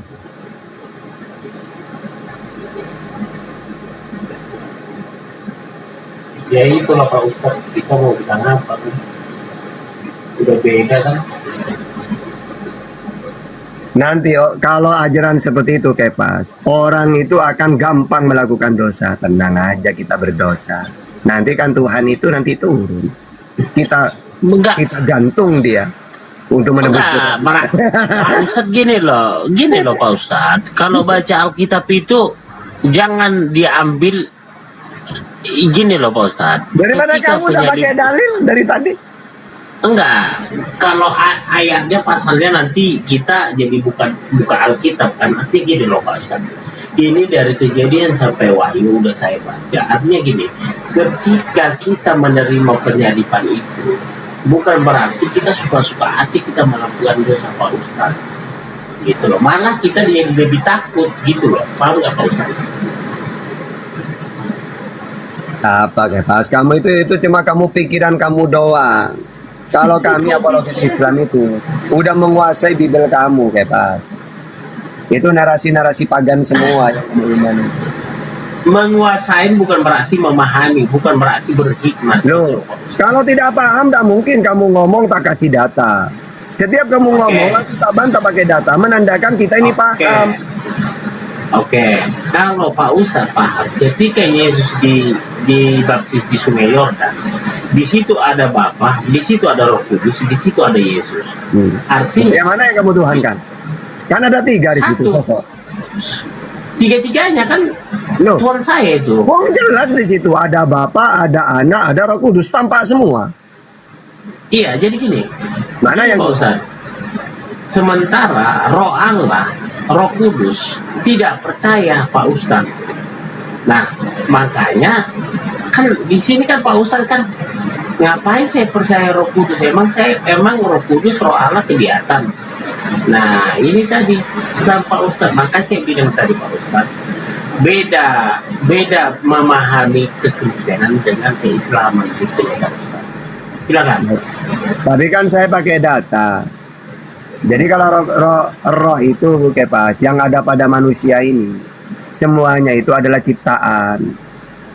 Karena manusia kalau tidak diberi roh, ya tidak akan hidup. Kejadian 6 ayat 3. Tunggu dulu. Kejadian 6 ayat 3. Berfirmanlah Tuhan, rohku tidak akan selama-lamanya tinggal di dalam manusia. Lalu roh itu pada manusia kalau meninggal kembali ke Tuhan. Jasad kembali ke tanah, makanya dikubur. Pengkhotbah 12 ayat 7. Dan debu kembali menjadi tanah seperti semula, dan roh kembali kepada Allah. Kalau dalam Islam, inna lillahi wa inna ilaihi raji'un. Segala sesuatu dari Allah kembali kepada Allah. Roh itu ciptaan. Zakaria 12 ayat 1. Ucapan ilahi firman Tuhan tentang Seriwin, demikian firman Tuhan yang membentangkan langit dan yang menciptakan roh pada diri manusia. Bahkan kata Bible, roh Tuhan ini ada di lubang hidung. Ayub 27 ayat 3, selama nafasku masih ada padaku dan roh Allah masih ada di dalam lubang hidungku. Jadi kalau kamu buang ingus, jangan cepat-cepat. Nanti roh Tuhan ikut terlempar nanti. Oke. Kamu udah pakai data. Silakan. Baca. Jadi saya sebenarnya sudah saya rangkum itu. Kalau guru dulu sekolah kita dibilang apa katanya? Rangkum ya, yang kalian baca ini sebenarnya aku udah merangkum. Mana rangkumannya? Apa rangkumannya tadi ketika Allah Bapa Putra dan Roh Kudus di sini gini loh. Jangan kita meniadakan, tapi kita gini loh Pak Ustadz, yang saya bilang Yesus. Kok bingung sendiri ya? Menjelaskan bingung. Enggak, aku lagi minum sirup ini, sirup tahun baru. Oh, kamu yang menjelaskan, kamu sendiri yang bingung gimana? Jadi saya nggak pernah bingung Pak Ustadz. Jadi gini, konsep kami jelas dari Tunggal Allah Bapa Putra dan Roh Kudus itu udah fix, udah final. Oke, kalau data saya pakai Yesus. Gini, enggak gini Pak Ustadz. Roh Kudus dengan roh kita, roh manusia itu berbeda Pak Ustadz. Enggak sama Roh Kudus sama roh manusia. Jangan disamakan Pak Ustadz. Ketika Pak Ustadz tadi mengatakan di Kejadian 6 tadi itu mengatakan rohku tidak akan lama bersama-sama manusia. Artinya apa? Artinya roh Allah itu berbeda dengan roh manusia. Gitu loh. Tuhan itu udah roh. Tuhan itu kata Yesus, Allah itu roh, kan gitu. Roh punya roh gitu. Bukan, roh Allah beda dengan roh manusia. Allah itu sudah roh. Jadi Roh Kudus itu bukan ciptaan. Loh, terus gimana maksudnya? Tuhan itu roh. Lalu ada Roh Kudus. Maksudnya gimana itu? Ya itulah tadi 3 kepribadian hakikatnya. Oke, sekarang di mana datanya? Hukum yang terutama dengar sirwil Tuhan itu 3 pribadi. Di mana? Yang ada Tuhan itu Esa 1. Tepat sekali guru, dialah Esa, tidak ada yang lain kecuali dia. Ada Anak, ada Roh Kudus. Markus 12:29.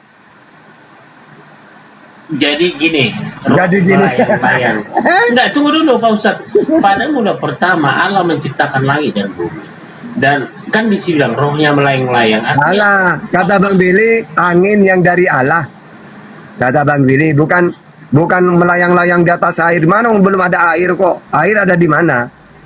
Gini loh. Kalau si Billy Wanes, gak Tritunggal. Bukan, dia itu Wahyudi, bukan Wanes. Dia itu orang Sriwil, dia tauhid dia. Mentuhankan Elohim doang dia. Terbalik semua. Jadi terbalik. Banyak kali denom. Nah iyalah, kalau kalian kan banyak denom, kalau kami tidak. Jadi jangan gini loh Pak Ustadz, jangan jadi rujukan loh si Billy itu. Nah bukan. Maksud saya itu ketika kamu itu memakai perjanjian lama, ternyata yang punya kitab gak seperti kalian pemahamannya. Ya, kalau kalian kan memelintir kitabnya orang, makanya yang punya kitab komplain, Bang Billy itu. Kalian ini Tuhannya beda, kitabnya sama, kan lucu. Seharusnya kitabnya sama berarti Tuhannya sama, karena dari Tuhan kalian enggak. Kitab perjanjian lama Elohim Tuhan itu. Tapi kalian pakai kitabnya perjanjian lama, tapi manusia yang dituhankan. Kan lucu, kitabnya sama, Tuhannya beda. Itulah. Nah, kalau tadi tauhid tadi yang si Billy tadi itu, hukum Taurat, ya kami Injil. Jadi gini, makanya Yesus berarti Pak Ustadz nggak memahami apa kata Yesus. Aku datang untuk menggenapi firman. Menggenapi apa yang digenapi? Apa yang digenapi? Taurat dan Injil itulah penggenapan. Iya, yang digenapi apa?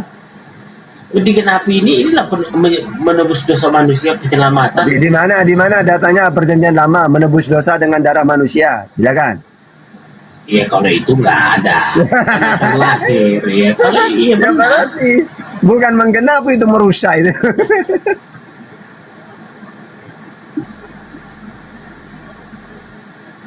Makanya enak agama Kristen kayak saya Pak. Apa enaknya?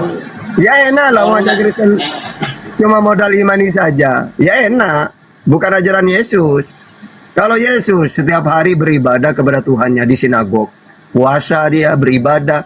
Kalian kan pengen enak kayak ajaran pagan itu. Walaupun tidak ngapa-ngapain, kalau ajaran pagan, wong Tuhan aja gak punya.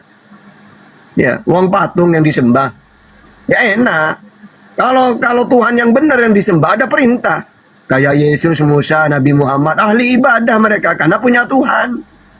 Kalau kepas Tuhan aja gak punya. Akhirnya seminggu sekali katanya beribadah. Tidak ada data lagi. Yang disembah juga gak tahu siapa.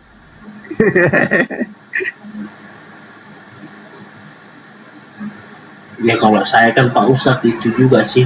Kalau saya kan dari materai. Ya iyalah, cuma kamu imani saja, ngaku-ngaku doang. Saya di materi dijamin. Ya tapi tidak ada data.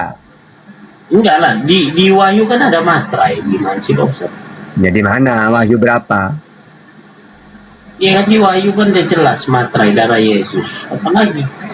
Nggak ada.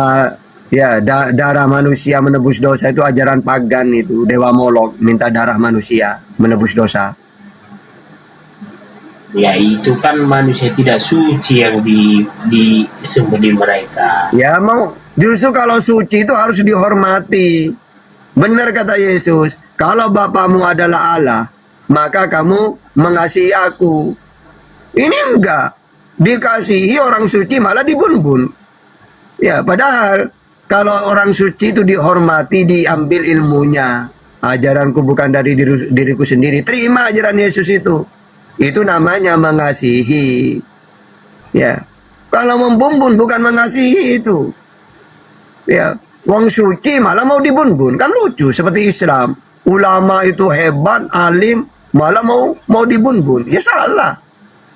Ya dihormati, diambil ilmunya sebenarnya. Kalau kalian enggak, Yesus orang suci. Ayo kita bun-bun yuk. Kata Yesus, kalian ini iblis bapakmu.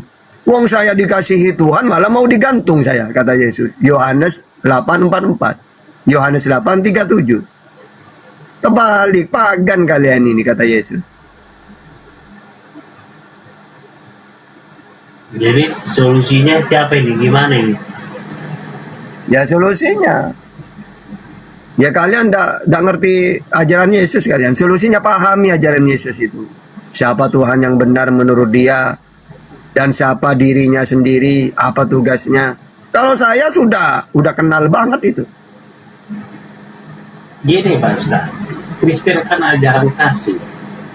Makanya saya nggak mau pindah agama karena ajaran kasih gitu. Orang kasih itu harus pakai data. Kayak saya misalnya ya. Tata, apakah Nabi Muhammad itu ajaran kasih? Ya jelas, kan banyak datanya. Ya, diantaranya Siti Aisyah itu pernah ditanya. Ya, bagaimana sifatnya Rasulullah itu ya wahai Siti Aisyah? Lalu sesungguhnya akhlak Nabi SAW adalah Al-Quran.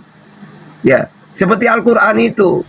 Maksudnya apa? Al-Quran kan mengajarkan tidak boleh berkata kasar. Ali Imran 1:59. Ya, fabima rahmatin minallahi linta lahum walau kunta faddan qalidul qalbi lam faddu min hawlik. Nabi tidak pernah marah. Ali Imran 1:34. Alladzina yunfiquna fis sarra'i wad dharra'i wal kadhiminal ghaid. Nabi selalu berbaik kepada orang lain. An-Nisa 36. Wa abudullah wa la tusyriku bi syai'a wa bil walidaini ihsana wa bidil qurba wal yatama wal masakin. Bahkan Nabi tidak pernah sombong. Luqman 18. Wa la tusair khaddaka lin-nasi wa la tamshi fil ardi maraha. Nabi selalu memaafkan orang lain. Al-A'raf 199. Hudil af wa'mur bil urf wa'rid anil jahilin. Al-A'raf 199. Berbicara dengan nada halus dan sopan. Toha 44. Rendahkanlah suaramu kalau berbicara. Luqman 19. Jangan mengejek orang lain. Al-Hujurat ayat 11. Berbaktilah kepada kedua orang tua. Al-Isra 23. Jangan mengeluarkan kata yang tidak menghormati kedua orang tua. Al-Isra 24, 23. Kalau Yesus, kalau kamu ingin mengikuti aku, kata Yesus, kamu harus membenci kedua orang tuamu. Masa? Ajaran kasih gimana? Lukas 14:26. Jikalau seorang datang kepadaku dan ia tidak membenci kepada ibunya, bapaknya, istrinya, saudaranya, tidak boleh menjadi pengikutku. Bahkan Lukas 12:51, kamu menyangka bahwa aku datang untuk membawa damai di atas bumi? Bukan, kataku, kata Yesus. Bukan damai, melainkan pertentangan. Di dalam Matius 10:34, jangan kamu menyangka bahwa aku datang untuk membawa damai di atas bumi. Aku datang bukan untuk membawa damai, melainkan pedang. Ya, bahkan Lukas 19:27, akan tetapi semua seteruku ini yang tidak suka aku menjadi rajanya, bawalah mereka kemari dan bun-bunlah dia di depan mataku. Bahkan dia mengatakan, apa? Kamu ini botol, Lukas 24:25.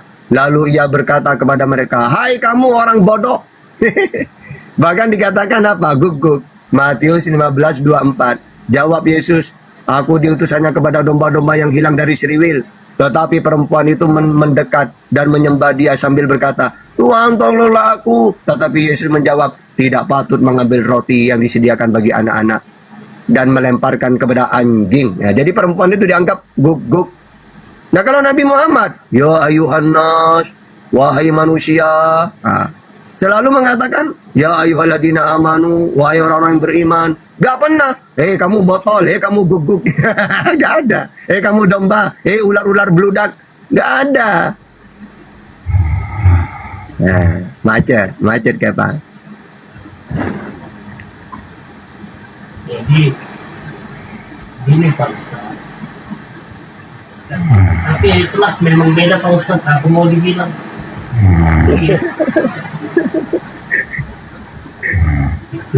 Gak ada perlawanan. Bang Endi, monitor Bang Endi. Lanjut aja, yuk. Jadi itu yang Pak Ustadz. Kalau kami sebenarnya kami nggak sulit menerima Tuhan Yesus ini, malah bersyukur kami ada Tuhan. Nggak benar loh Pak Ustadz, menebus dosa kami benar loh. Makanya banyak, enggak gini, makanya banyak umat Kristen. Kenapa? Dia percaya hanya Yesuslah jalan kehidupan dan kebenaran. Barang siapa yang percaya pada, kan dia bilang, akulah jalan kebenaran dan hidup. Barang siapa percaya kepadaku, melalui akulah masuk dalam kerajaan Tuhan. Oke, jadi gini kayak Pas. Pertama, Kristen ini ngomong ngakunya banyak. Anggaplah 10. Umat Islam 7. Tapi 10 ini dibagi denom-denom ratusan. Dapat berapa? Islam cuma 7 murni tauhid. Mentuhankan Allah, Nabi Muhammad utusan. Jadi 7 ini utuh. Kalau Kristen 10, tapi dibagi menjadi ratusan denom. Yang kedua, kenapa Kristen ini banyak? Karena negara mana yang tidak dijajah oleh Kristen ini? Inggris menjajah hampir seluruh dunia. Ya. Tapi pada akhirnya mereka ditinggalkan di Prancis, di Amerika, Inggris, ditinggalkan sudah. Karena memang dulu menyebarkannya dengan senjata. Maka hampir seluruh dunia kan dijajah. Papua, bahkan Jawa, semuanya kan cuma ada berhasil mereka di Indonesia ini. Gitu. Jadi kalian jangan pede. Walaupun kalian 10 dibagi ratusan denom, saling menyesatkan. Islam 7 utuh. Gitu. Macet lagi, macet. Bukan macet. Jadi memang beda Pak Ustadz, nggak akan bertemu kita. Ibarat air dan minyak, memang kegelapan dan terang gitu Pak. Ya beda lah, kami kan pakai data. Kalau kamu kan imani saja, ya beda kelasnya.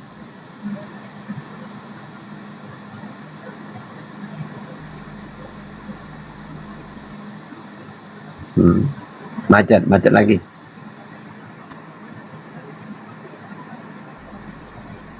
Jadi Pak Ustadz, makanya saya bilang, apa kata Yesus? Marilah kepadaku yang berbeban berat, letih lesu. Ya berarti Yesus tukang jamu. Coba tukang jamu dokter itu, tukang urut di depannya. Yang pegelinu, encok, datanglah kepadaku. Berarti jual jamu dong. Bukan di situ. Nggak ada. Nah, marilah yang letih. Coba sekarang gini. Apa kata Yesus barusan? Apa saja coba bunyinya apa? Marilah kepadaku yang berbeban berat, letih lesu. Jual jamu dong, tukang urut dong.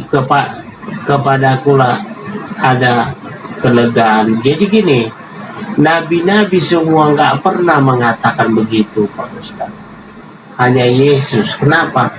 Hanya Yesuslah solusinya untuk orang yang berbeban berat. Artinya, dialah sandaran, dialah pedoman, dialah suri teladan, dialah Tuhan. Ya tadi itu teladan dia itu. Ngomong orang, binatang semua diomongin. Bahkan harus membenci kedua orang tuanya. Bahkan datang bukan membawa damai, tapi pertentangan. Ya itu yang harus kamu ikutin. Kalau saya kan tadi pakai data Al-Quran itu. Bagaimana Rasulullah mengajarkan akhlak. Laqad kana lakum fi Rasulillah uswatun hasanah. Telah ada tauladan ya pada diri Rasulullah, yaitu akhlak yang terbaik. Ya tadi itu data-datanya itu. memaafkan kesalahan orang lain, berbakti kepada orang tua, jangan berkata kasar. Kan banyak tadi. Kalau kamu kan tidak punya ayat, ikutin Yesus teladan apa? Wong teladannya itu membawa pertentangan. Ngatakin orang botol, ngatakin orang guguk, ngatain orang ular beludak, domba. Apa itu teladan apa? Makanya pakai data dong, biar enak. Nah, macet kayak pas macet. Sebenarnya data itu semua udah terangkum ya kita. Hanya saja kita kayak inilah penonton kan belum tentu dia membaca Alkitab. Kenapa? Dia hilang dari kebenaran. Orang yang membaca Alkitab itu adalah orang yang mendapat kebenaran. Jadi kebenaran kadang ditutup-tutupi untuk menonjolkan kebohongan. Contoh, banyak tadi yang kebenaran yang ditutupi Pak Ustadz Tata. Contoh, saya kasih contoh. Ketika Islam mengatakan toh agamanya Islam, Yesus agamanya Islam, Yesus disunat. Tapi begitu Yesus dibaptis, Islam nggak mau dibaptis. Nah, di sini kan tadi kebenaran itu dihilangkan ayat-ayat itu untuk menutupi kebohongan. Gitu. Gini kayak pas. Ajaran baptis itu sebelum ada Yesus sudah ada tradisi baptis itu. Dan Yesus dengan Musa sebenarnya hanya untuk seriwil. Aku diutus untuk seriwil, Matius 15:24. Pemimpin untuk seriwil, Matius 2 ayat 6. Berdoa untuk seriwil, bukan untuk dunia aku berdoa. Yohanes 17:9. Juru selamat untuk seriwil, KPR 13:23. Yang aku hakimi hanya 12 suku seriwil, Matius 19:28. Jadi ketika Yesus tugasnya selesai, gak ada sudah ajaran itu semuanya. Ganti ke Nabi Muhammad sudah dengan Al-Qur'annya. Nah sekarang percuma kan dibaptis tapi mentuhankan manusia. Percuma. Kata Yesus, hukum yang terutama, dengarlah seriwil, Tuhan Allah kita, Tuhan itu Esa. Kasihilah Tuhan Allahmu. Itu ajaran inti. Percuma dibaptis mandi, setelah itu menyekutukan Tuhan. Manusia yang dituhankan, ya kotor lagi itu. Karena dosa terbesar itu tauhid. Makanya hukum yang terutama Allah itu Esa, tauhid hukum yang terutama. Islam hukum yang terutama tauhid. Makanya ketika orang masuk Islam sama Bang Juma diajarin tauhid, asyhadu. Karena hukum terutama itu tauhid itu. Kalau baptis, setelah dibaptis anak orang dituhankan. Ya percuma dong. Nggak bener itu. Oke, macet lagi kayak pas macet. Mana ya? Kalau saya nggak banyak. Sebenarnya kalau dalam kekristenan ini, dia udah menyerahkan diri kepada Bapa, kepada Yesus. Sebenarnya berserah diri ini kami berserah diri daripada Islam kalau kepada Sang Pencipta. Jadi kami Kristen ini kalau ditanya apakah Anda menyerahkan diri kepada Sang Pencipta, sangat menyerahkan diri. Jadi kami ini tahu diri, makanya dosa kami mau ditebus gitu loh Pak Ustadz. Makanya kami menyerahkan diri kami kepada Sang Pencipta. Gitu loh, silakan Pak Ustaz. Menyerah diri itu Muslim namanya, kayak Yesus. Yesus menerima ajaran, patuh dia, Muslim berserah diri. Terus dia memperkenalkan Tuhan itu Allah, dia utusan. Maka orang yang Muslim yang berserah diri ikutin ajaran itu. Nah kalau kamu kan enggak, bukan menyerahkan diri kamu itu, membangkang ajaran Yesus. Nah kalau kami Muslim taat kepada Allah, hakimi sholat, kerjakan sholat, kami sholat. Ya ayyuhalladzina amanu kutiba alaikumusiyam, perintah puasa, kami puasa. Ya. Terus walillahi 'alan nasi hijjul baiti man istata'a ilaihi sabila, perintah haji, kami haji yang mampu. Kalau kamu kata Nabi Muhammad Tuhan itu Allah, kami mentuhankan Allah. Yang satu qul huwallahu ahad, kami mengatakan Tuhan itu satu. Yang tidak kelihatan Al-An'am 103, kami iman, pasrah, berserah diri bahwa Tuhan itu tidak bisa dilihat.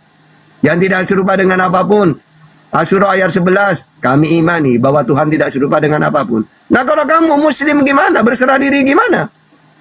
Hukum yang terutama Tuhan itu Allah. Enggak, Yesus yang Tuhan. Ya, Allah itu tidak kelihatan. Enggak, menjelma jadi manusia. Aku ini menerima firman. Enggak, Yesus, kamulah yang firman. Bukan pasrah, bukan berserah diri itu, membangkang diri. Membangkang kalian tuh. Kalau Yesus menyembah ya. Iya, saya menyembah. Yohanes 4:22, kamu menyembah apa yang tidak kamu kenal. Kami, Yesus, menyembah apa yang kami kenal. Siapa Tuhan yang kamu kenal, Yesus? Allah Bapa, Matius 11:25. Aku bersyukur kepadamu Bapa, Tuhan langit dan bumi. Kepas malah Yesus yang dituhankan. Jadi membangkang. Kepas diciptakan agamanya untuk membangkang ajaran Yesus, bukan pengikut. Macet lagi, macet.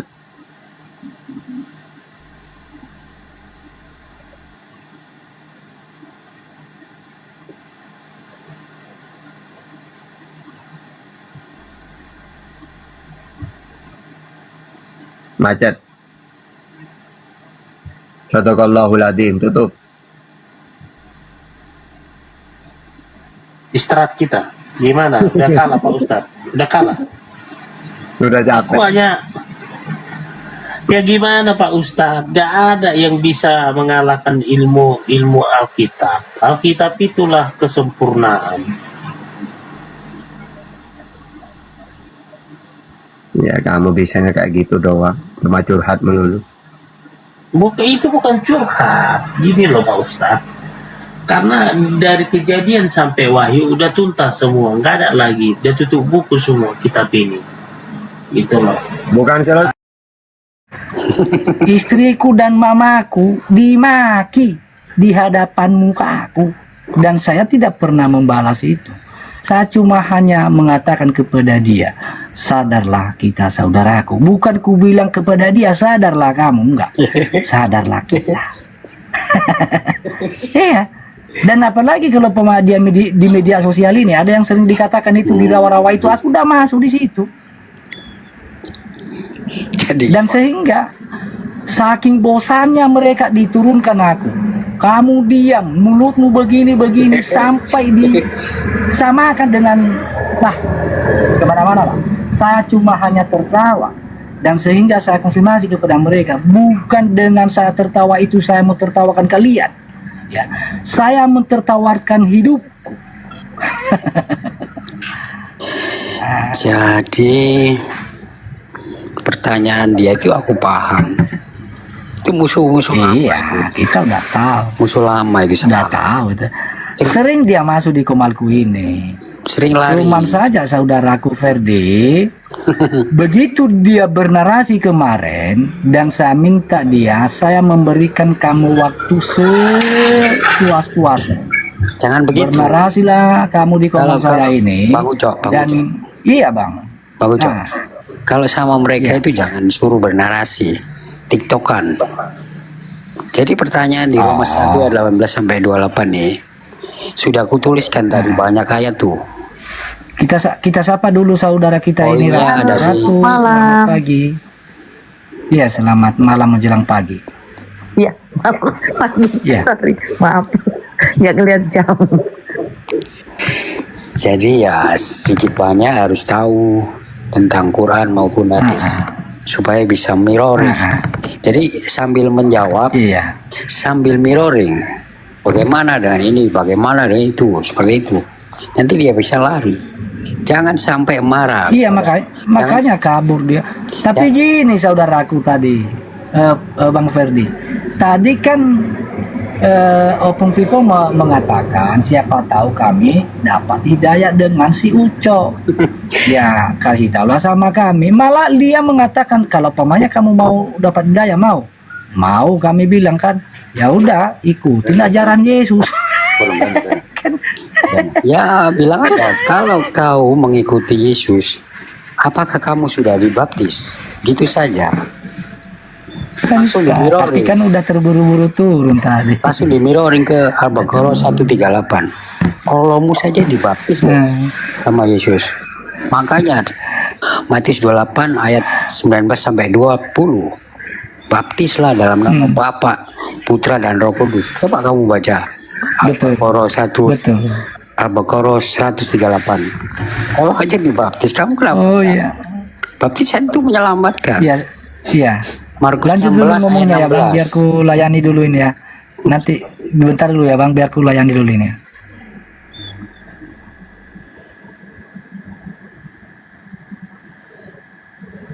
Jadi maklumlah Bang Freddy, banyak pemahaman-pemahaman jangan kita masukkan ke dalam hati, apalagi kalau pemahamannya begitu ya sudah, yang baiknya saja kita ambil, yang buruknya kita buang, kan gitu. Jadi tentang menuju ke Yesus tuh, kenapa kamu menyembah makhluk yaitu Yesus? Ya kita bisa jawab, gampang itu, gampang. Siapa Yesus sebenarnya? Kita jawab. Tadi sebelum Opung marah-marah dan John siapa Henry sok pinter tuh merendahkan aku, giliran ada sumut lari. Sumut itu masa dia bilang begini, mau dapat hidayah tapi nama Tuhan kami yang disebutnya, kan begitu. Ya nggak apa-apa, dijawablah ya, jangan marah-marah sampai dia turun sendiri. Kalau aku begitu, ku jawab, ku mirroring, dia turun sendiri karena nggak bisa jawab. Tapi gini loh Bang, di bawah kan banyak yang nonton. Nggak masalah. Betapa eloknya lah kalau kita ini penuh kasih, nggak perlu kita menghujat, apalagi membawa nama sesembahan seseorang. Ya nanti kan dijelaskan baru di mirror ya. Kalau Yesus manusia, iya manusia. Yesus utusan, iya utusan. Jadi siapa yang mengutus? Ya karena dia turun dari surga kok. Siapa firman Bapak? Kalau Yesus, tunggu dong. Saya belum jelaskan. Ya silakan. Manusia, hamba, iya hamba. Sudah ada nubuatnya kok. Supaya taat menjadi teladan seperti kita. Untuk kita orang Kristen percaya. Nubuatnya Yesaya 53 ayat 11. Menggantikan Adam karena Adam tidak taat. Kok Yesus berdoa? Ya sih berdoa sebagai hamba. Matius 26 ayat 39 tuh. Sujud. Yesus saja sujud. Sebelum kau ada Islam. Yesus sujud kepada siapa? Ya Bapaknya sebagai hamba. Untuk teladan kita orang Kristen. Kita baca Nehemia 8 ayat 6 sampai 7. Coba bacakan Bang Uco. Nehemia 8 ayat 6 sampai 7. Nehemia.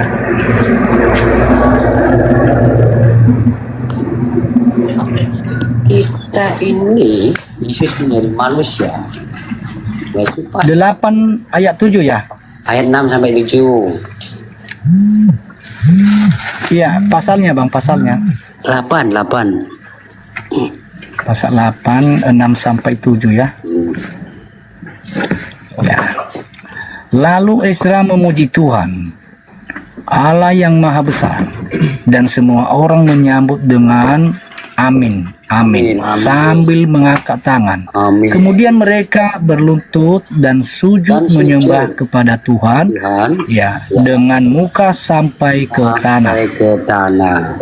Juga Yesua Bani, Serebea, Yamin, Akub, Yabetai, Hudia, Maisaya, ketika Ejarya, Yojabat, Hanan, Pelayang yang adalah orang-orang Lewi, mengajarkan Taurat itu kepada orang-orang itu, sementara orang-orang itu berdiri di tempat. Nah, sujud kepada siapa? Allah Israel, yaitu hakikat Yesus. Bukan sujud kepada SWT. Kita dibilang gitu aja. Betul, iya. Belum adanya Islam, kita sudah sujud dulu. Amin, amin. Jadi siapa yang nyontek? Jawab gitu saja. Yesus ciptaan. Coba firman Bapak dalam Kejadian 1 ayat. Bang Freddy. Sebentar. Nanti ganti kamu. Kejadian 1 ayat 1 dan seterusnya. Berfirmanlah, jadilah terang. Berfirmanlah Allah, jadilah apa itu? Jadi nggak usah dibaca. Jadi siapa yang menciptakan di sini? Firman Bapa, Allah Bapa ya. Siapa firman Allah Bapa? Iya. Kita baca Yohanes 1 Selamat pagi ayat 3. Bang Faid. Pagi semuanya Bang Ucok. Pagi Bang Faid. Yohanes Iya, 1 ayat pagi Bang. Semuanya lah. Yohanes 1 ayat 3. ayat 3. Segala sesuatu dijadikan oleh Dia, dan tanpa Dia tidak ada sesuatu pun yang telah jadi dari segala yang telah dijadikan. Yesus anak manusia sempurna. Ibrani 1 ayat 2. Ibrani 1 ayat 2. Ayat 2. Maka pada zaman akhir ini Ia telah berbicara kepada kita dengan perantaraan anaknya yang telah Ia tetapkan sebagai yang berhak menerima segala yang ada. Oleh Dia Allah telah menjadikan alam semesta. Telah menjadikan alam semesta. Apakah Yesus ciptaan? Bukan. Silakan lanjut yang lain. Sebetulnya tadi mau naik ada opung, nanti jadi tengkar. Aku dihina nanti. Iya betul. Ilmumu nggak ada seujung kuku. Itu loh dia narasinya begitu, merendahkan saya. Kalau dia lebih tinggi, kenapa dia tidak bisa membuat turun orang sumut? Gitu. Kalau ada aku ya pasti turun orang sumut itu. Turun sendiri.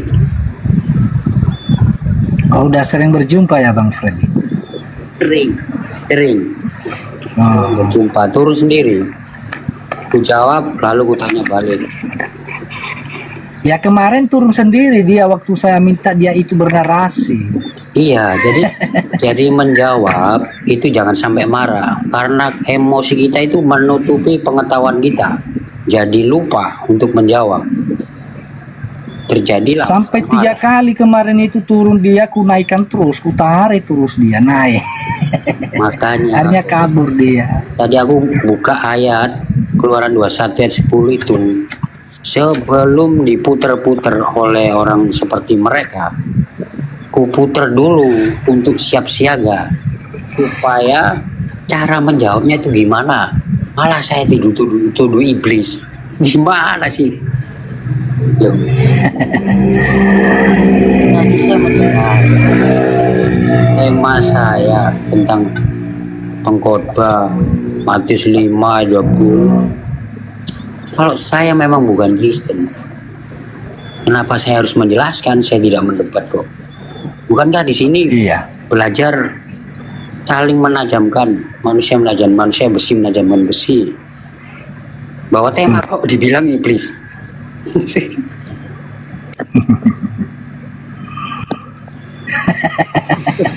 Aneh, makanya jangan marah-marah. Jadi supaya bisa menjawab. Aku kalau kayak gitu bang, kalau ada yang marah-marah, aku diamin aja bang. Kalau nggak pun aku suruhnya orang itu, ayo udahlah sesat sama sesat naga aja lah kalian. Gitu aja aku bang. Gimana sih pertanggungjawaban imannya itu? Aku sering itu sama di roomnya Pak Nabi itu, Nabi 28. Jadi begini Yos, DM dia, udah biar. Siapa Nabi 28 itu Bang Hiloni? Aku juga nggak pernah tonton dia. Baru kenal aku tuh bang, baru 4 kali aku komal. Memang namanya Nabi 28. Oh itu namanya. itu Ya aja bang. Jiu dia katanya. Oh. Ada memang sempat saya tonton dia Nabi 28 itu, tapi apakah memang ini dia Nabi 28 ini? Dia sering pakai kacamata bang, kalau live kacamata dari TikTok gitu. Oh. Jadi tentang pertanggungjawaban iman itu menjawab harus dengan lembut, itu sudah disebut 1 Petrus 3:15. Masa gini aja loh Bang, kita manusia ini nggak nalar-nalar lo baca Alkitab. Di situ kan nggak ada Yesus atau Allah atau Roh Kudus menyatakan diri dia atau pribadi. Tidak ada dikatakan, tapi pemahaman manusia yang membuat itu. Ah, ini utusan, ah, ini pribadinya ini. Kan gitunya itu.